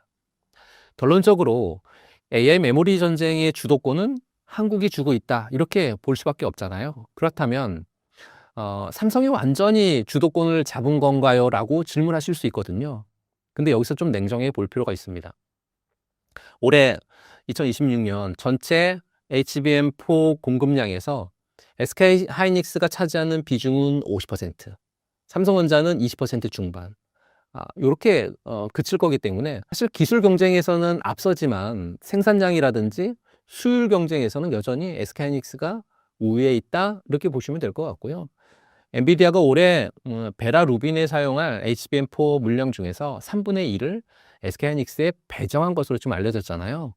HBM4 시장에서 삼성전자가 먼저 진입을 했지만 배정에 대한 부분들, 비율에 대한 부분들은 역시나 SK하이닉스가 좀 더 앞서가고 있다 이렇게 보시고요. 물론 SK하이닉스도 HBM4 최종 샘플을 조만간 엔비디아에 납품할 거고요. 물론 이제 퀄 테스트가 이제 지연이 되면 HBM4의 제1 공급사 지위를 삼성전자에 내줄 가능성도 있습니다. HBM AI 메모리 전쟁의 주도권은 사실은 삼성도 또 SK하이닉스도 아닌 결국 엔비디아라고 하는 대장 앞에 누가 더 빨리 더 좋은 제품을 가져다가 놓느냐 이 게임이잖아요. 다만 마이크론은 탈락한 지금 그 싸움의 주인공은 확실히 한국의 두 기업으로 좀 좁혀졌다 보시면 될 것 같고, 중요한 포인트는 이제 3월 16일입니다. 며칠 뒤 GTS에서 젠슨왕 CEO가 어떤 말을 하느냐에 따라서 삼성과 SK하이닉스의 단기 주가를 별을 어떤 변수가 여기서 나오지 않을까 싶어서요. 눈을 크게 뜨고 지켜보시면 좋겠다라는 말씀 드립니다. 삼성전자 24만 원, 하이닉스 120만 원 이야기까지 나오는데 지금 시장 상황에서 주가 상방은 어디까지 열려 있다고 보시나요? 오늘 녹화하는 날이 3월 12일이고요. 오늘 삼성전자가 한 18만 원 내외대에서 움직이고 SK하이닉스는 한 93만 원대에서 움직이더라고요. 여기서 중요한 건 두 종목 모두 고점 대비해서 상당한 조정을 받았다라는 거죠. 삼성 같은 경우에는 한 18% 조정을 받았고 SK하이닉스 같은 경우에는 한 16% 가까운 조정을 받았으니까요. 근데 바로 이 구간에서 증권사들이 목표 주가를 올리고 있다, 이게 핵심인 것 같습니다. 먼저 삼성전자가 24만 원은 현실적인 이야기인지서부터 말씀을 좀 드려볼게요. 현재 국내 증권사들의 목표 주가를 보게 되면 키움증권은 26만 원, 한국투자증권은 27만 원, SK증권 같은 경우에 30만 원 일제히 상향 조정합니다. 현재 주가가 18만 5천 원 내외에서 있으니까 최고 목표가 30만 원 대비해서 한 60% 상승 여력이 존재하죠. 그러면 24만 원은 증권가의 시나리오로 보게 되면 사실은 보수적인 가격이죠. 오히려 평균 가격이 얼마냐면 26만 원 정도거든요. 그 근거는 삼성전자가 올해 영업이익이 200조 원을 넘을 거다. 거기에 영업이익률은 40%를 낸다라고 하는 것을 놓고 가격을 매겼으니까요. 목표 PE 값도 13배를 적용한 수치인데요. 이를 과거 어떤 상단을 놓고 보게 되면 14.5배에 대비해서도 한 10% 정도 할인한 보수적인 수치라는 거죠. 쉽게 말씀드리면 1년에 200조 원을 버는 회사 주식을 지금 19만 원에 산다? PER로 보면 아직도 싸다는 얘기입니다. 그리고 결정적인 건 메모리를 과거의 시크리컬 수준화 순환주 논리로 보면 안 된다라는 거죠. 설비 투자 확대를 미래 공급과잉 신호가 아니라 장기 공급 계약에 어떤 기반한 확실한 수요로 봐야 된다라고 말씀을 드리고요. 반도체를 오르면 팔고 내리면 사는 사이클 주식으로 보는 시대는 끝났다. 그러니까 AI 인프라의 어떤 핵심 자산으로 패러다임이 바뀐 게 핵심이다라고 말씀드리고 싶고요. SK하이닉스를 살펴보면 SK하이닉스 120만 원은 사실 낮게 본 숫자라고 말씀드립니다. 왜냐? KB증권이 목표 주가가 120만 원이고요. 디램이라든지 낸드 가격을 계속해서 올라갈 거다라고 보고 있고, 올해 영업이익이 132조 원에 내년 영업이익 같은 경우에는 150조 보고 있습니다. 특히 이제 메모리 반도체 AI 시대의 전략 자산으로 격상될 거라고 하는 그런 이유를 들어서 계속 가격을 높이고 있어요. 근데 이게 끝이 아닙니다. 대신증권은 145만 원, CT그룹은 140만 원, SK증권은 150만 원 계속 상향하고 있죠. 오늘 주가가 한 93만 원대에 있으니까 최고 150만 원까지 뭐 60% 정도 상승 여력이 있는 거잖아요. 이 숫자들도 어디서 나오냐면 실적에서 나오고 있어요. 올해 SK하이닉스의 영업이익을 150조, 전년 대비해서 무려 200% 넘는 그런 수치를 제시했고, 마찬가지로 디램이라든지 낸드 가격이 전분기 대비해서 뭐 30%, 뭐 40% 이렇게 높아질 거다라고 보고 있습니다. 그러면서 영업이익률은 58%로 책정을 해놨거든요. 사실 영업이익률이 58%라고 하는 건 정말 대단한 숫자입니다. 세계에서 정말 잘 나가는 기업들, 애플 영업이익률 30%예요. TSMC 역시나 영업이익률 45% 수준입니다. 근데 SK하이닉스가 58% 찍는다라고 하는 건 역사에 없는 수익성이 지금 나오고 있다는 거죠. 2026년 올해 SK하이닉스의 1분기 영업이익이 전년 같은 기간 대비해서 3배 증가합니다. 24조 원. 2분기도 30조 원. 분기에 30조를 버는 회사가 현재 주가가 97만 원이라고 하면 굉장히 저렴하다라고 판단할 수 있고요. 말씀해 주신 삼성전자 24만 원, 그리고 SK하이닉스 120만 원은 증권가의 최소 수치이자 사실은 보수적인 시나리오다라고 말씀드리고요. 실적 모멘텀이 꺾이지 않는다라고 하면 이 금액대까지는 충분히 열려 있습니다. 다만 단기적으로 외국인들의 수급 불안이라든지 또는 지정학적 리스크는 계속 모니터링해야 될 변수다라고 말씀드리고요. 지금 이 조정 구간이 역대 최대 실적을 보유한 기업을 싸게 담을 마지막 기회가 될 수 있고, 아니면 단기 변동성이 더 올 수도 있습니다. 그래서 한 번의 몰빵이 아니라 분할 매수 전략이 정답이라고 말씀드리고요. 그리고 앞서 말씀드렸던 것처럼 GTC 2026에서 젠슨 황 CEO의 입에서 HBM4 언급이 어떻게 나오는지, 그 언급에 따라서 두 종목이 수급이 좋아질 수도 있고 나빠질 수도 있거든요. 지금 이 자리가 그 준비 구간이다라고 보시면 좋을 것 같습니다. 최근 시장 변동성이 커지면서 원전주도 함께 조정받는 모습인데요. 현재 원전 섹터의 흐름을 어떻게 보고 계시나요? 지난 3월 10일 코스닥 시장에서 아주 이례적인 숫자가 하나 터졌습니다. 어떤 거냐면 우리 기술이 단 하루 만에 거의 한 20% 급등하면서 2만 원을 돌파했다라는 거죠. 52주 최저 가격이 얼마였냐면 1,450원이었거든요. 그러니까 2만 원이라고 하면 1년 만에 14배 오른 겁니다. 그러면 이게 이제 단발성 테마 급등이냐, 아니면 원전 섹터 전체가 다시 불붙는 신호탄이냐, 이걸 말씀 좀 드려볼게요. 원전주가 3월 초에 왜 지수하고 같이 빠졌는지 정확하게 좀 짚어볼 필요가 있을 것 같고요. 원전이 이란 전쟁이랑 사실 직접 관계가 없습니다. 원전을 짓는데 중동 원유가 필요한 것도 아니고요. 한수원 수주 계약이 전쟁 때문에 취소된 것도 아니잖아요. 이유는 딱 한 가지죠. 코스피가 19% 무너지면서 좋은 주식이고 나쁜 주식이고 할 거 없이 다 같이 내려왔으니까요. 그러면서 외국인들이 7조 원 이상을 하루에 팔아치울 때 보유 종목 구분 없이 모두 팔았으니까요. 급하면 다 팔게 되어 있으니까요. 그래서 원전주도 같이 조정을 받았고요.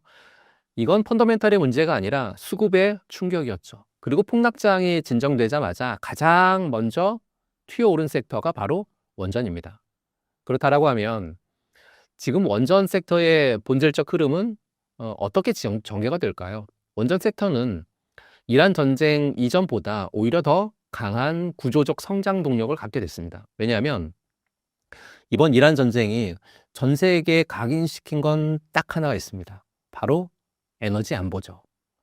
중동 원유 하나에 전 세계 경제가 흔들리는 현실, 유가가 배럴당 120달러까지 치솟는 현실을 목격한 각국 정부들이 가장 먼저 꺼내든 카드는 바로 탈탄소하고 에너지 자립, 그리고 원자력이죠. 4세대 SMR, 대형 원전 모두 AI 전력 수요 확대라고 하는 것이 테마하고 맞물리면서 원전 투자 매력은 구조적으로 커지고 있죠. 이게 단순한 정책에 대한 모멘텀이 아닌 거죠. AI 데이터 센터가 엄청난 전력을 먹고 있고, 그 전력을 안정적으로 24시간 공급할 수 있는 건 태양광도 아니고 풍력도 아니고 원자력이라고 하는 결론이 전 세계적으로 지금 나오고 있으니까요. 그럼 원전 섹터의 대장주는 제가 늘 언제나 말씀드렸던 것처럼 두산 에너빌리티잖아요. 지금 어떻게 전개되고 있을까요? 현재 10만 원대에서 거래가 되고 있고, 두산 에너빌리티의 보고서를 낸 애널리스트 18명 전원 매수 의견을 제시하고 있습니다. 그리고 매수 의견을 제시한 보고서의 평균 주가는 11만 6천 원 정도 보고 있는데요. 최고 목표 주가도 있습니다. 15만 7천 원이요. 그러니까 8명 매도 의견이 단 한 명도 없습니다. 월가에서도 이런 경우도 굉장히 드물다라고 평가하고 있고요. 근데 두산 에너빌리티의 숫자를 좀 놓고 보게 되면 작년에 연간 수주 규모가 14조 6천이었거든요. 작년 가이던스가 얼마였냐면 14조였습니다. 근데 그걸 좀 많이 상회하죠. 특히 체코의 두코바니 원전 수주가 당초 예상에 3조 8천 정도 나올 걸로 예상을 했었는데 5조 6천 원을 기록하면서 정말 그 30% 이상 상향된 그런 결과물을 받아냈죠. 수주를 더 많이 받는 것도 좋은데 단가가 30% 올랐다라고 하는 게 핵심입니다. 같은 물건을 팔아도 30% 더 비싸게 파는 거잖아요. 마진이 폭발적으로 개선될 수밖에 없는 그런 구조다라고 보고 있고요. 원전주가 3월 초에 폭락장에 같이 빠진 건 섹터의 문제가 아니고요. 시장 전체의 쇼크에 불가피한 동반 하락이었습니다. 그리고 폭락이 진정되자마자 가장 먼저 회복하고 있는 건 바로 원전이고요. 이란 전쟁은 오히려 에너지 안보의 중요성을 전 세계에 각인시키면서 원전의 르네상스를 더 빠르게 앞당기는 역설적 촉매제가 됐습니다. 조정 구간이 남아있다라고 하면 그건 원전 섹터를 더 좋은 가격에 담을 수 있는 마지막 기회일 가능성이 굉장히 높다라고 판단하고 있습니다. 최근 글로벌 에너지 환경이나 전력 수요 변화 등을 보면 원자력 산업에 대한 관심이 다시 커지고 있다는 분석도 있습니다. 앞으로 원전 산업의 중장기 전망은 어떤가요? 원전 산업의 중장기 전망, 사실 이 질문은 단순히 주가 이야기는 아닌 것 같아요. 그러니까 인류가 에너지를 어떻게 쓸 건가라고 하는 문명적 전환의 이야기고 그 중심에 원자력이 있고 그 중심에 한국이 있으니까요. 불과 3년 전만 해도요. 원전 위험하다. 그래서 탈원전이 맞다. 또 독일이 2023년 마지막 원전 문을 닫았다. 그래서 전 세계 태양광이라든지 풍력해야 된다. 여기로 몰고 갔잖아요. 원자력에 투자한다라고 하면 시대착오적인 사람 취급을 받았던 시절이 불과 3년 전 이야기입니다. 그런데 지금 2026년 3월 상황이 180도 달라졌죠. 원자력은 2026년 현재 가장 극적으로 평가가 달라진 에너지원이고요. 불과 몇 년 전까지만 해도 원전은 탈원전인데 친원전 어떤 정치적 구도라든지 이념적 구도의 중심에 있었고 지금 진행 중인 원자력의 재평가는 특정 진영의 승패가 아니라 전력 수요 어떤 구조 변화가 강제한 어떤 현실적인 선택에 가깝다 이렇게 말씀드리고요. 이데올로기가 현실에 무릎을 꿇었다라고 표현하고 싶고 무엇이 이 판을 이렇게 뒤집었는지를 하나하나 살펴볼 필요가 있을 것 같아서요. 저하고 함께 살펴보시죠. 첫 번째 이유는 AI가 전기를 너무 많이 먹는다라고 하는 겁니다. 2026년 전 세계가 새로운 에너지 위기에 직면해 있거든요. 챗 GPT 이후에 폭발적으로 늘어난 AI 모델 학습이라든지 추론 수요는 데이터 센터 전력 소비를 급증시켰잖아요. 그러면서 전력을 단순한 인프라가 아니라 국가 경쟁력의 어떤 핵심 자원으로 끌어올렸습니다. 이른바 AI 전력난이죠. 숫자로 놓고 보게 되면 2022년에 460 테라와트시에 불과했었던 전 세계 데이터의 전력 사용량이 2026년 올해 1050 테라와트시로 2배 이상 올라가죠. 4년 만에 2배. 그런데 2026년에 1050 테라와트시가 2027년에는 2000 테라와트시가 넘어갑니다. 4년에 2배 된 게 2년 만에 2배가 된다라는 계속 기하급수적으로 지금 늘어나고 있다라고 하는 게 현실이거든요.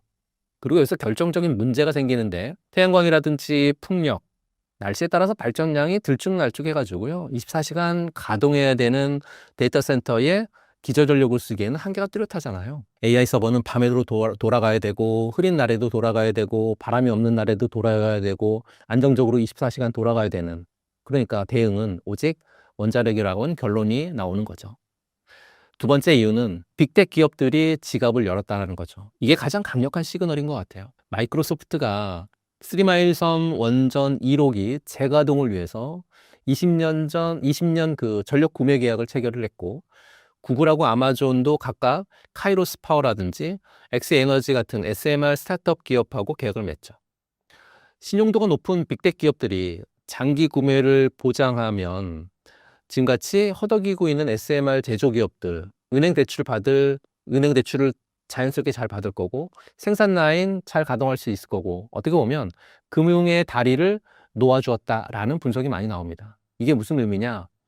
정부 보조금으로 근근히 연구하던 기술들이 이제 아마존, 구글, 메타가 실제 돈을 내고 사는 산업이 됐다는 거죠.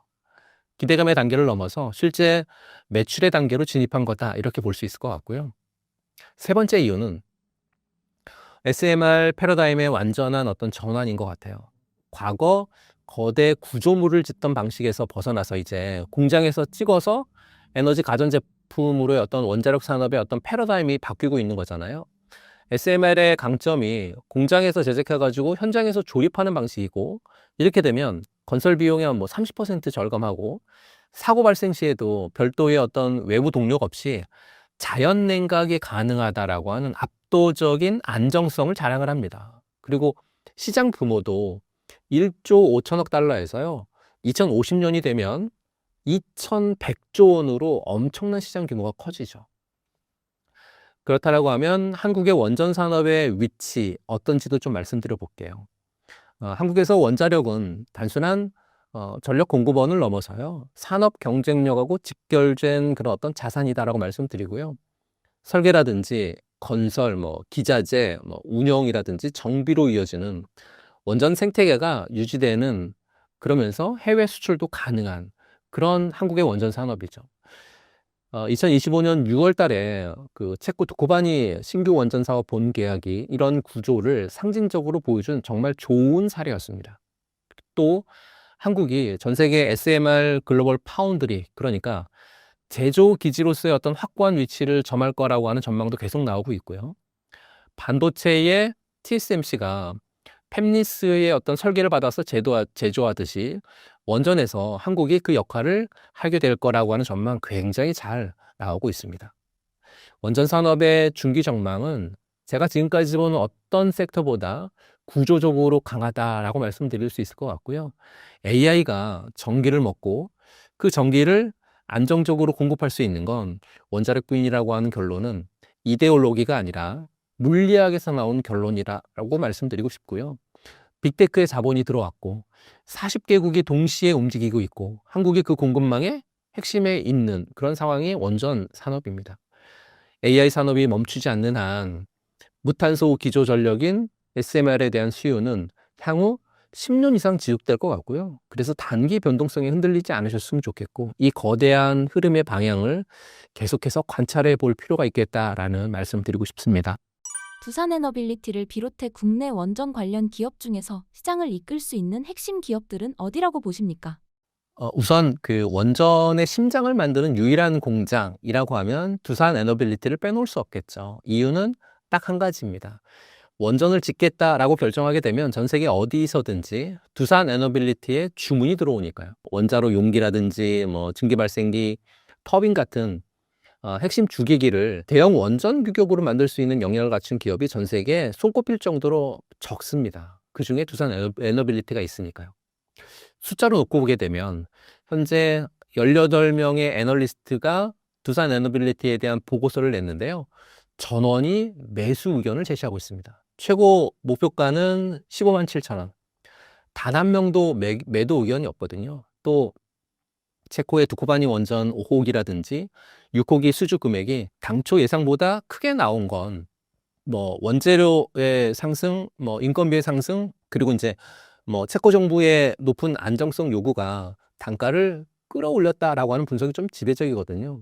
이건 향후에 APR 1400이라든지 또 AP 1100, AP 1000 같은 이 프로젝트의 수주 금액도 상향할 수 있는 그런 어떤 근거가 되고 있습니다. 체코 수주 단가가 예상보다 30% 올랐다는 게 사실 핵심이죠. 이게 단순히 체코 하나만의 이야기가 아닙니다. 2030년까지 SMR 쪽에서의 매출이 1,000억 원에서요 3조 3천억 원 이상으로 성장할 거라고 하는 건 증권사의 어떤 예측에서도 나오고 있기 때문에요.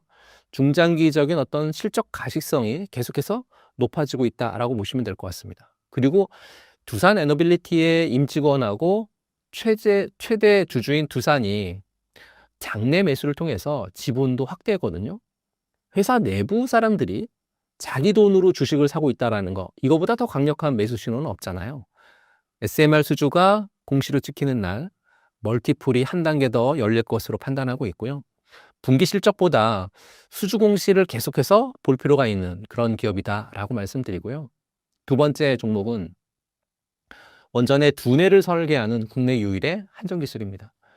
두산에너빌리티가 원전에 몸을 만든다라고 하면 한전기술은 원전의 두뇌를 설계하죠.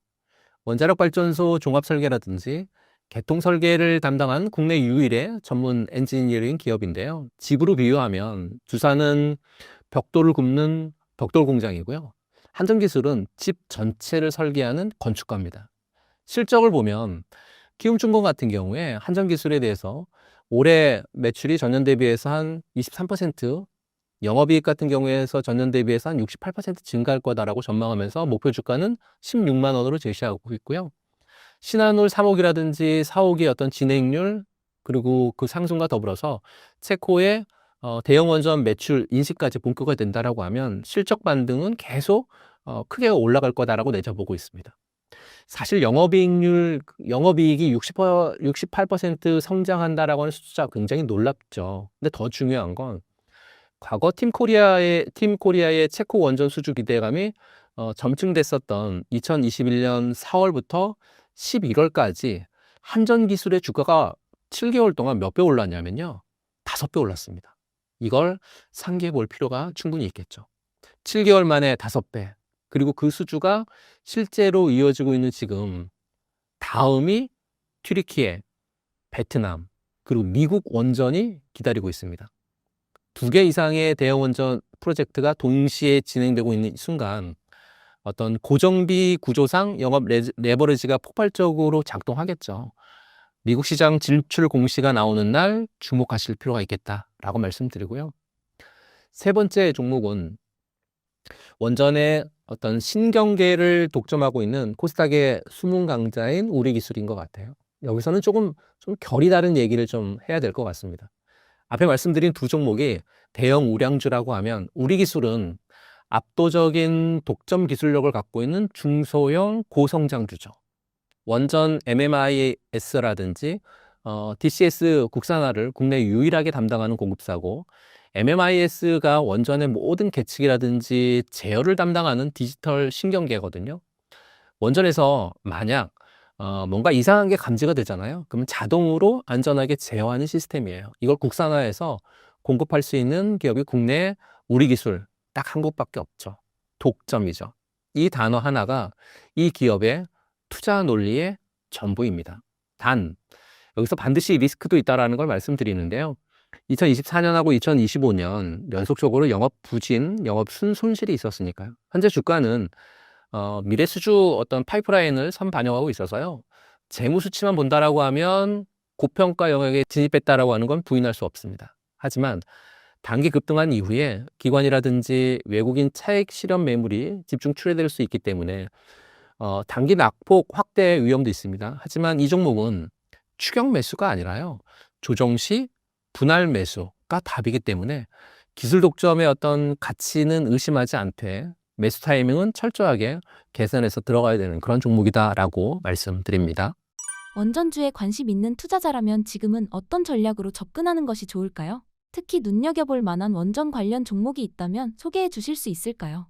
원전 대장주는 앞서 이제 말씀드렸으니까 오늘은 그 뒤에서 조용히 돈을 버는 전력 인프라 숨은 수혜주를 좀 파고들었으면 좋겠습니다. 솔직히 말씀드리면 지금 이 종목들이 원전 직접주보다 훨씬 더 오래, 훨씬 더 안정적으로 수익을 낼 수 있다라고 판단하고 있으니까요. 먼저 이거 하나만 이해하시면 좋을 것 같아요. 원전을 짓는다고 끝이 아니거든요. 원전에서 만들어진 전기가 데이터 센터까지 가려고 하면 반드시 거쳐야 하는 것들이 있잖아요. 뭐 변압기 거쳐야 되죠. 차단기 거쳐야 되죠. 송전선, 전력망 뭐 이런 부분들을 거쳐야 되거든요. 이런 어떤 전력망 부분. 이게 없으면 원전을 아무리 많이 지어도 전기 못 쓰거든요. 지금 전 세계에서 동시다발적으로 이 인프라를 교체하고 새로 짓는 수요가 폭발하고 있습니다. 오늘 말씀드린 종목들의 핵심 논리가 여기에 있거든요. 숨은 수혜주를 말씀드리면 첫 번째 숨은 수혜주는 효성중공업. 사실 이 종목이 숨어 있다라고 하면 이미 좀 많이 유명해져서 숨어 있다라고 표현하기는 좀 그런데요. 아직도 이 회사의 진짜 경쟁력 있다라고 좀 말씀드리고 싶습니다. 숫자부터 좀 볼까요? 효성중공업, HD현대일렉트릭, LS일렉트릭, 일진전기 같은 국내 주요 전력기기 업체들이 3분기 수주잔고가 30조가 넘었습니다. 이 가운데 효성중공업이 확보한 수주잔고가 13조 8천, 거의 14조에 해당하는 거거든요. 지난해 말 대비해서 2조 원 넘게 급증을 했습니다. 13조 8천, 이게 얼마나 큰 숫자냐면 5년에서 6년치의 일감 다 따놨거든요. 오늘 수주 한 건도 없어도 2030년까지 공장 풀 가동해야 된다라는 그런 얘기죠. 그런데 이 회사의 진짜 강점은 따로 있습니다. 효성중공업이 미국 테네시 공장에서 현재 수요의 90% 가까이를 충당하고 있거든요. 미국의 철강, 알루미늄 제품의 어떤 관세 부과에서 사실은 자유롭다라고 하는 뜻이죠. 트럼프 관세를 완전히 비껴나갔다라는 거죠. 이게 얼마나 강력한 경쟁 우위인지는 아시겠죠.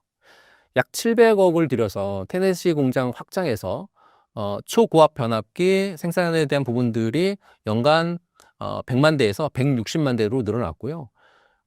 창원에, 대한민국 창원에 HVDC 전용 기지도 만들어서 3,300억 투입했거든요. 생산 설비를 이렇게 공격적으로 늘리는 회사가 수주를 받을까요? 이렇다 보니까 유안타 증권에서 목표 주가를 계속 올립니다. 352만 원까지 상향합니다. 미국 현지 생산이라고 하는 관세 면제 카드, 거기에 5년에서 6년치 수주 잔고는 불황이 없는 실적을 보장하는 그런 구조다라는 이유를 들어서요. 숨은 수혜주 두 번째, HD 현대일렉이요. 마찬가지로 이 회사도 많이 알려진 건데요. 이 HD 현대일렉에 대한 이 회사는 사실 한 가지만 아시면 돼요. 속도가 중요한 빅텍 기업들로부터 수주가 계속 이어지고 있다는 거죠. HD 현대일렉의 납기 실행력이 가장 큰 요인이다라고 분석합니다. 구글이라든지 뭐 아마존, 마이크로소프트 납기하고 신뢰성을 보고 선택한 기업이 HD 현대일렉이니까요. 실적 숫자를 보게 되면 작년 9월 미국 텍사스의 최대 전력회사에 765kV 변압기라든지 리액터 24대를 공급하는 한 2,700억 규모의 단일 계약 기준으로 창사 이래 최대 수주를 맞거든요. 그리고 이런 계약이 지금 계속 이어지고 있다는 얘기죠. 작년 매출 대비해서 2027년 매출은 2024년 대비 2배 이상 증가할 걸로 지금 보고 있고, 이러다 보니까 BNK 투자증권이 목표 주가를 127만 원으로 높입니다.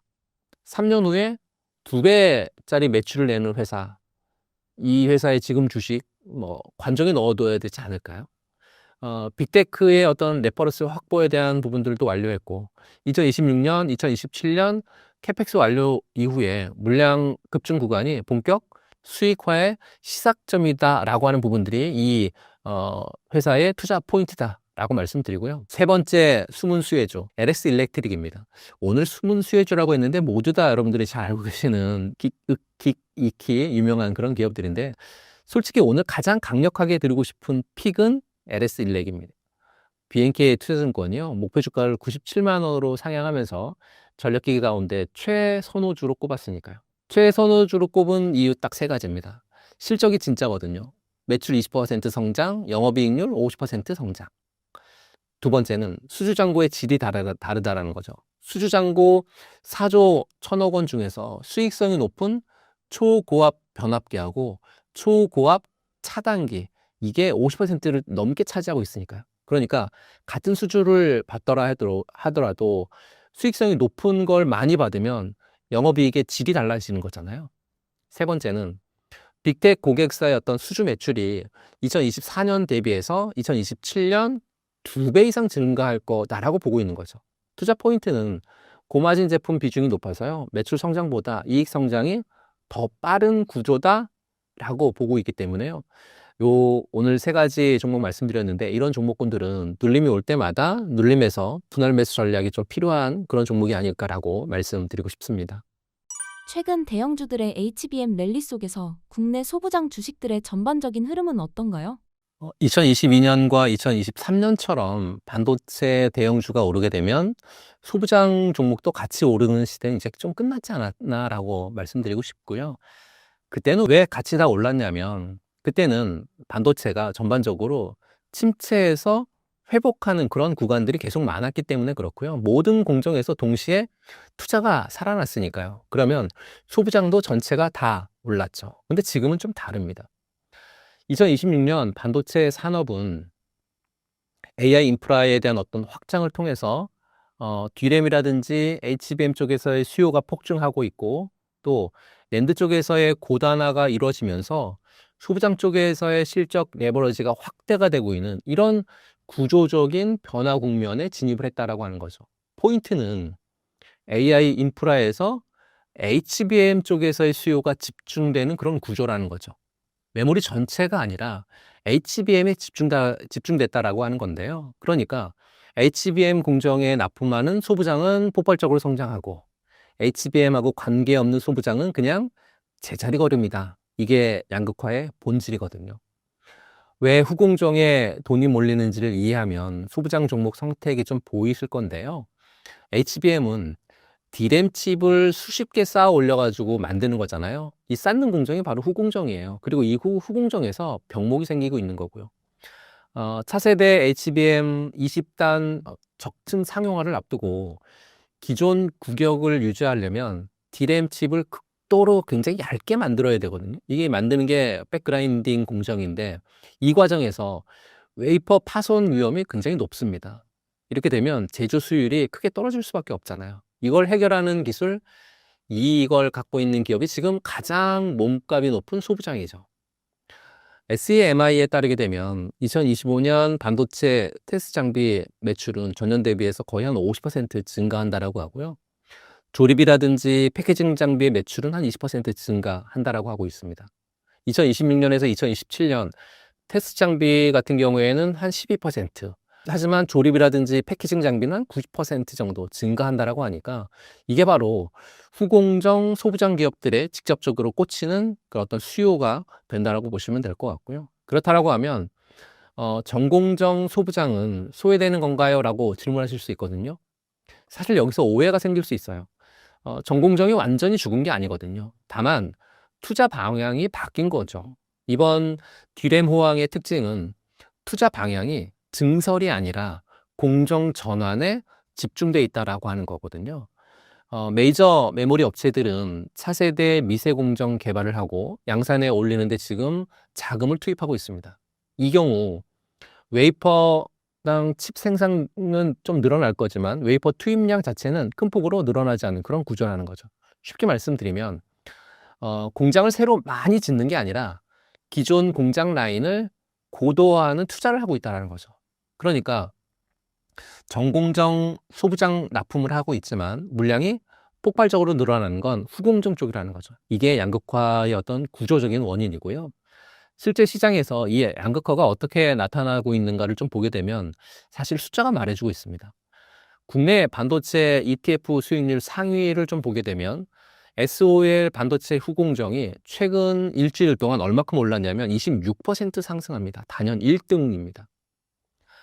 HBM4 양산 본격화라든지 또 AI 서버 투자가 5,200억 달러를 지금 돌파할 전망이 있거든요. 후공정 ETF가 일주일 만에 26% 올랐다고 하는 건 같은 기간 일반 반도체 지수를 보게 되면 비교가 안 됩니다. 이게 지금 시장이 어디에 돈을 집어넣고 있는지를 가장 명확하게 보여주는 증거다라고 말씀드리고요. 삼성전자가 평택 캠퍼스 P5 건설을 본격 재개했고 SK하이닉스 같은 경우에는 청주에 어드밴시드 패키징 전용 팹 착공을 지금 준비하고 있거든요. 두 기업 모두 후공정 설비 확충에 지금 집중 투자하고 있는 부분들은 뚜렷합니다. 대형 고객사들이 후공정 전용 팹을 짓고 있다라고 하는 거, 이게 소부장 투자자들에게 가장 강력한 신호고요. 후공정 전용 팹이 가동이 되면 거기에 들어가는 장비, 소재, 부품 수요가 동시에 폭발하겠죠. 지금 소부장 시장의 공식은 딱 하나입니다. HBM 후공정에 직접 납품하냐 아니면 안 하냐, 이 질문 하나가 소부장 종목의 주가를 가르고요. 지금은 소부장 전체에 고르게 퍼지지 않고 후공정 핵심 기업에 집중되는 그런 시대거든요. 여러분이 보유한 소부장 종목이 앞서 말씀드린 체인 안에 있는지 없는지 오늘 바로 확인하시기 바랍니다. 그게 수익과 손실의 갈림길이다라고 말씀드립니다. 오늘부터 진행되는 엔비디아 GTC 행사 이후 HBM사 등 메모리 세대 교체가 가속화될 텐데 이러한 기술 변화 속에서 가장 크게 수혜를 볼 소부장 핵심 섹터는 어디라고 보시나요? 엔비디아 GTC 2026 이 행사가 왜 소부장 투자자에게 중요한지부터 좀 말씀을 좀 드리면요.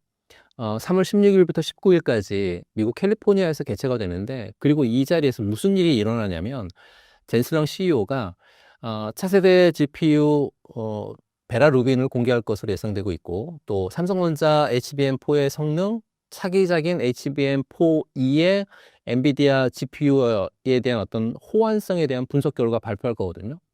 물론 SK하이닉스도 HBM4에 대한 어떻게 더 효율적으로 만들지에 대한 주제로 좀 발표를 좀 나설 예정에 있다라고 하니까 귀추가 좀 주목이 되고요. 사실 이게 단순한 어떤 신제품 발표가 아니라 소부장 투자자 입장에서는 이 발표 이후에 장비 발주가 본격화되고요. 소재 수주가 쏟아지는 그런 시작점이기 때문에 잘 보셔야 된다는 거죠. GTC가 끝나면 엔비디아의 로드맵이 확정이 되고 그 로드맵에 맞춰가지고 삼성과 SK하이닉스가 설비 투자를 결정하고요. 그 투자가 소부장으로 흘려온 그런 구조라는 겁니다. 그렇다라고 하면 HBM4 세대 교체에서 가장 먼저 그리고 가장 크게 돈이 몰리는 소부장 섹터는 딱 세 가지 섹터로 압축을 해드릴 수 있습니다. 섹터 첫 번째, 어드밴시드 패키징 장비 섹터죠. 가장 큰 수혜가 예상되는 분야거든요. HBM4가 기존의 HBM3E보다 칩에 대한 두께가 얇아지고 적층 단수는 12단, 16단 이렇게 높아지기 때문에 차세대 접합 기술이라든지 검사 장비가 필수거든요. D램 칩을 12단, 16단으로 쌓으려면 정밀도가 나노미터 단위여야 되기 때문에 기존 장비로는 안 되고요. 새 장비가 반드시 필요하죠. SK하이닉스라든지 삼성전자가 HBM4 공정의 고도화를 위해서 일반 본딩 장비가 아니라 하이브리드 본딩에 대한 준비를 하고 있고 또 계량형 TC 본더를 대거 발주할 것으로 판단하고 있습니다. 대거 발주. 이 두 단어가 장비 기업들의 실적을 만들어내거든요. 섹터 두 번째는 테스트하고 검사 장비 쪽인 것 같아요. 베라루비는 GPU 한 개당 HBM4 8스택을 탑재해가지고 메모리 총 용량이 288GB거든요. 슈퍼칩 같은 경우에는 GPU 두 개를 결합하니까 HBM4가 2배 더 들어가는 16개죠. 이 중에 하나라도 불량 난다라고 하면 수천만 원짜리 AI 가속기가 통째로 불량품이 됩니다. 그래서 테스트하고 검사 장비 공정이 굉장히 중요해졌습니다. 삼성전자하고 SK하이닉스가 설비 투자를 2026년 초에 집중하면서 이른바 장비 슈퍼사이클이 도래할 거다라고 하는 관측이 굉장히 지배적인데요. 과거 2016년, 2018년 슈퍼사이클 때 장비 주가가 평균 5배에서 10배 같습니다. 이거 기억하실 필요가 있고요. 섹터 세 번째는 HBM4의 핵심 소재입니다. 엔비디아가 GTC 2026에서 2028년 출시 목표하고 있는 차세대 GPU 5만을 공개할 걸로 예상하고 있는데 TSMC의 1나노급 공정을 최초로 적용을 해가지고 공개한다고 합니다. 삼성전자가 HBM4에 이어서 HBM4 2단이라든지 또 HBM5 같은 차세대 로드맵을 가속화하고 있고 HBM 세대에 있어서의 이게 4세대로 끝나는 게 아니라 5세대, 6세대 계속 전개되고 있다라고 하는 부분들이 굉장히 중요하고요. 그 이후에 이렇게 사이클이 전개되는 동안에 웨이퍼라든지 연마제, 포토 레지스트리, 그리고 고순도 식각가스, CMP 슬러지 이런 부분들의 기업들은 세대 교체할 때마다 계속 바뀌는 그런 형태로 전개될 수밖에 없기 때문에 방금 말씀드렸던 이 부분들은 계속 체크해 보실 필요가 있습니다. GTC 2026은 단순한 신제품 발표가 아니고요. HBM4 시대의 공식 개막 선언이고요. 그 선언 이후에 어드밴시드 패키징 장비라든지 테스트 검사 장비, 그리고 HBM 핵심 소재 이 세스 섹터의 발주가 쏟아질 거고요. 젠슨황 CEO의 입에서 베라 루빈이라든지 HBM4 동시에 어떤 얘기가 나오는 순간 소부장 장비 슈퍼사이클의 방아쇠는 당겨진다라고 판단하고 있고요. 그래서 GTC 2026을 주목하셨으면 좋겠다라는 말씀 드리고 싶습니다. 삼성전자와 SK하이닉스 랠리를 아깝게 놓친 분들도 많은데 지금 대안으로 담을 만한 소부장 핵심 섹터는 어디고 주가는 앞으로 얼마나 더 갈 수 있을까요? 반도체 투자는 순서가 있었어요.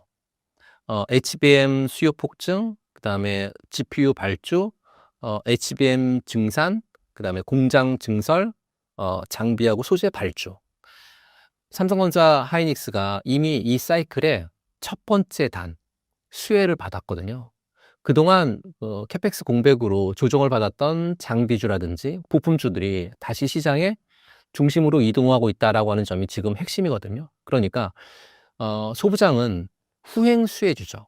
늦게 뜨는 대신에 지속성이 더 길다라고 하는 장점이 있죠. 반도체 투톱의 독주가 주춤하자 그간 덜 오른 소외주로 온기가 퍼져가고 있는, 어떻게 보면 키 맞추기 장세가 지금 이어질 거라고 하는 전망이 나오고 있는데요. 이게 바로 지금 상황이고요. 그럼 소부장 핵심 섹터를 좀 말씀드려 볼게요. 핵심 섹터 첫 번째, HBM 후공정 장비에서 없어서는 안 될 한미반도체입니다. 한미반도체가 글로벌 TC본도 시장에서 70% 넘는 점유율을 갖고 있고, 사실상 어떻게 보면 독점적 지위를 확보하고 있다라고 보면 좋을 것 같거든요.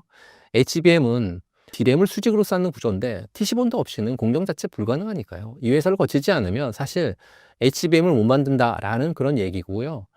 2025년 기준으로 영업이익률 같은 경우에 거의 50%에 가깝습니다. 48% 나왔으니까요. 초고수익 구조라는 거죠. 올해 매출 같은 경우에 1조 원 돌파가 유력하고요. 제조업이 아니라 어떻게 보면 소프트웨어 회사 수준입니다. 그래서 뱅크 오브 아메리카 같은 글로벌 증권사들이 목표 주가를 30만 원으로 제시하고 있고, 삼성전자 공급 본격화라든지 HBM4에 대한 점유율 확대가 더 전개가 된다라고 하면 30만 원보다 더 높은 40만 원까지도 충분히 가능성이 있다라는 분석이 계속 나오고 있고요.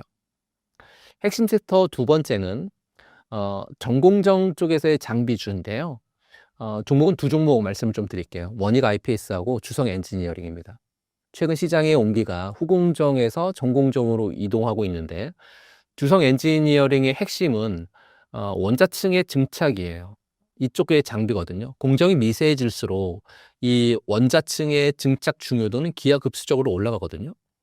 SK하이닉스가 M15X 라인 발주 본격화에 대한 부분들이라든지 북미 그리고 대만 파운드리 쪽 수주 가시화가 맞물리면서 주 증권사라든지 기관 전원 지금 매수 의견을 유지하고 있고, 올해 매출 같은 경우에는 4,500억 원, 그리고 영업이익이 전년 대비해서 90% 가까운 86%의 성장할 거다라고 보고 있습니다.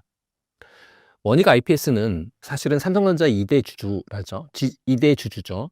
삼성의 어떤 대규모 투자가 곧바로 수주로 이어지고 있으니까요. 이러다 보니까 증권사에서의 목표 주가, 키움증권 같은 경우에는 16만 원 얘기했고, 단기 테마가 아니라 중장기적인 성장 구조 종목으로 봐야 된다라고 하는 보고서 내용들 굉장히 많습니다. 핵심 섹터 세 번째 섹터는요, 소재하고 부품 쪽의 종목인데요. 리노공업하고 솔브레인입니다. 장비주가 좀 부담스러우신 분들에게는 권해드리는 그런 섹터고, 리노공업은 테스트 소켓 전문 기업인데요. HBM하고 또 AI 반도체 출하 전에 반드시 테스트를 거쳐야 되는데요. 반도체가 얼마나 많이 팔리느냐에 상관없이 무조건 이 회사 거쳐야 됩니다. 경기 어떤 방어적 성격의 성장성까지 갖고 있는 그런, 어떻게 보면 안정적인 투자처인데요. 메리츠금융 같은 경우에는 이 회사의 목표 주가를 12만 원으로 제시하고요. 리노공업의 가장 큰 장점은 반도체가 HBM 시대가 되면서 서로 그 규격이라든지 테스트하는 그 섹터들이라든지 전체적인 규모가 다 달라요. 근데 이 리노공업이 그걸 할 때마다 튜닝을 계속합니다. 이 튜닝에서의 1인자 기업이다라고 보시면 될 것 같고요. 이렇게 핵심 섹터 세 번째 어떤 부품주였었던 솔브레인이라든지 리노공업 말씀 좀 드렸다라고 하면, 그 다음으로 좀 주목해 볼 섹터도 하나 드려봐야 될 것 같아요. 어떤 섹터냐면 CXL 쪽 섹터인데, CXL 검사 장비 쪽인 네오셈. 한 발짝 더 앞을 보고 싶은 분들에게는 CXL 테마를 좀 추천드립니다. 네오셈 같은 경우에 SSD 검사 장비에서의 세계 1등 기업이고요. CXL 2.0 테스트를 세계 최초로 상용화했고, 올해 CXL 시장이 양산으로 넘어가는 원년으로 보고 있고, 투자자들 사이에서 제2의 한미반도체다라고 불리고 있는 그런 종목이어서, 대신증권 같은 경우에 목표 주가 3만 원 얘기하고 있습니다. CXL이 어떤 거냐면, 쉽게 얘기하면 HBM이 4차선 고속도로라고 한다라고 하면 CXL은 12차선 고속도로예요. 그러니까 데이터의 폭이 4차선에서 왔다 갔다 하면 병목 현상이 굉장히 큰 걸 12차선으로 늘리면 굉장히 자유롭게 왔다 갔다 할 거잖아요. 그 검사 장비하는 네오셈 주목하실 필요가 있고요. 그래서 얼마나 더 갈 수 있느냐 물어보신다라고 하면, 국내 반도체 장비 업체의 내년 실적 기준 PER은 28배입니다. 부품 업체하고 소재 업체는, 부품은 26배, 소재 업체는 16배.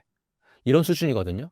증권가에선 대형 반도체주가 AI 슈퍼사이클을 타고 밸류에이션이 높아지고 있는 만큼 소부장 역시 주가 키 맞추기 나서지 않을까 이렇게 보고 있습니다. 근데 더 중요한 건 물리적 일정이에요. 무슨 얘기냐면 삼성전자 평택캠퍼스 P5 공장이라든지 SK하이닉스의 용인 클러스터 1기가 올해 상반기에 준공이 완공이 됩니다. 이렇게 되면 공장 완공되면 뭐가 시작이 될까요? 당연히 맞습니다. 장비가 발주가 되겠죠. 그 시점이 다가오고 있으니까 공장 지어지면 장비 사야 되고 장비 사면 소부장 업체들 실적 폭발할 거고요.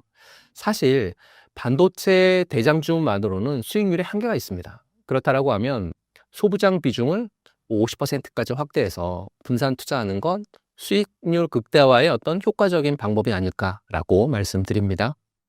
시장 변동성이 큰 현 시점에서 개인 투자자들은 어떤 대응 전략을 짜야 하며 지금 당장 포트폴리오에 담아야 할 최선호 소부장주로는 무엇이 있나요? 지수가 흔들릴 때만 덜 빠지고 오를 때 가장 먼저 튀어나갈 대장 소부장 종목을 하나둘씩 말씀 좀 드려볼게요. 첫 번째는 규성 엔지니어링입니다. 현재 가장 뜨거운 종목이죠. 지난 3월 10일 장중 74,000원을 기록하면서 52주 신고가를 썼고요. 정고점 돌파하고 거래량 폭발이 동시에 동반된 패턴으로 정고점 저항선이 지지선으로 전환되는 국면에서 단기 눌림이 오히려 어떤 매수 타이밍이 될 수 있다라고 말씀드리고요. 그럼 왜 이렇게 뜨겁냐면 ALD 장비 기술에 있어서 국내외 경쟁사 대비해서 굉장히 높은 진입 장벽을 보유하고 있기 때문에 그렇고요. SK하이닉스 같은 경우에 M15X 라인 발주 본격화라든지 또 북미 그리고 대만 쪽에서 파운드리 수주 가셔야 되는 부분들이 맞물리고 있기 때문에 그렇습니다.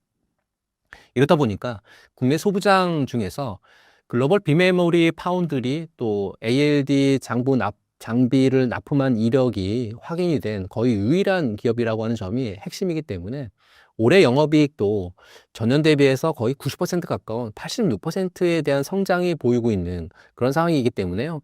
이런 수치가 말해준다라고 하는 건 정말 거짓말을 못하는 거잖아요. 그래서 잘 지켜보실 필요가 있을 것 같고요. 두 번째 종목은 HPSP입니다. 그러니까 숨어있던 검사 장비의 강자 기업이죠. HBM 확대라든지 전공정 투자 확대에 대응한 검사하고 계측 장비에서 실적 상향 가능성이 지금 계속 부각이 되고 있고 이러다 보니까 골드만삭스에서 전공정에 특화됐던 사업 영역이 후공정까지 다 변화될 것 같다라고 기대감에 대한 부분들을 얘기하면서 목표 주가를 65,000원까지 올립니다. 전공정에서 후공정으로의 확장은 사실 전체 목표 시장이 2배 이상 커진다라고 하는 그런 의미잖아요. 다음 종목은 동진세미카라고 하나머티리얼즈입니다. 정부가 직접 밀어주는 소재주이죠. 정부의 12대 국가 전략 기술 투자의 어떤 정책에 있어서 동진세미캠이 차세대 공정이라든지 HBM 시장 성장의 어떤 핵심 수혜주로 지금 직접 거론이 되고 있고 이러다 보니까 키움증권 같은 경우에 목표 주가를 77,000원으로 상향을 합니다. 사실 정부 정책 수혜주는 단기 재료는 아니고요. 예산이 뒷받침되는 중장기 모멘텀이기 때문에 일반 어떤 테마주하고 굉장히 다르죠. 네 번째는 HBM4 수혜의 어떤 전체 밸류체인인데 숫자가 증명을 하고 있습니다. 무슨 얘기냐면 삼성전자하고 SK하이닉스가 오픈 AI의 스타게이트 프로젝트에 전략적 파트너로 합류하면서 판도가 달라졌다는 얘기죠. 오픈 AI가 2029년까지 초대형 AI 데이터 센터 20개 건설한다고 했거든요. 현재 HBM 생산 능력의 2배가 넘는 월 90만 장을 요구한 것으로 좀 알려져 있어요. 이러다 보니까 KB증권 같은 경우에 2026년 HBM 수요가 엔비디아 중심에서 미국 빅테크 전체로 확산이 될 거다. 가격 하락 우려는 기우다라고 일축합니다. 수요가 이 정도면 소비장 업체들 일감 걱정 안 해도 된다라는 그런 얘기거든요. 변동성은 리스크가 아닙니다. 준비된 사람에게는 기회고요. 외국인이 대형주에서 이탈해서 소부장으로 이동하고 또 정부 정책까지 이 섹터를 밀어주고 거기에 HBM 수요는 스타게이트 프로젝트를 통해서 2029년까지 확정이 된 이런 상태. 지금 해야 할 일은 딱 하나죠. 종목을 선정하고 분할 매수 계획을 세우고 손절 기준을 정하고 기다리는 거죠. 이게 전부입니다. 시장이 흔들릴 때 가장 강한 사람은 공포에 반응하지 않고 전략에 따라 움직이는 사람이다라는 말씀 드리고 싶습니다.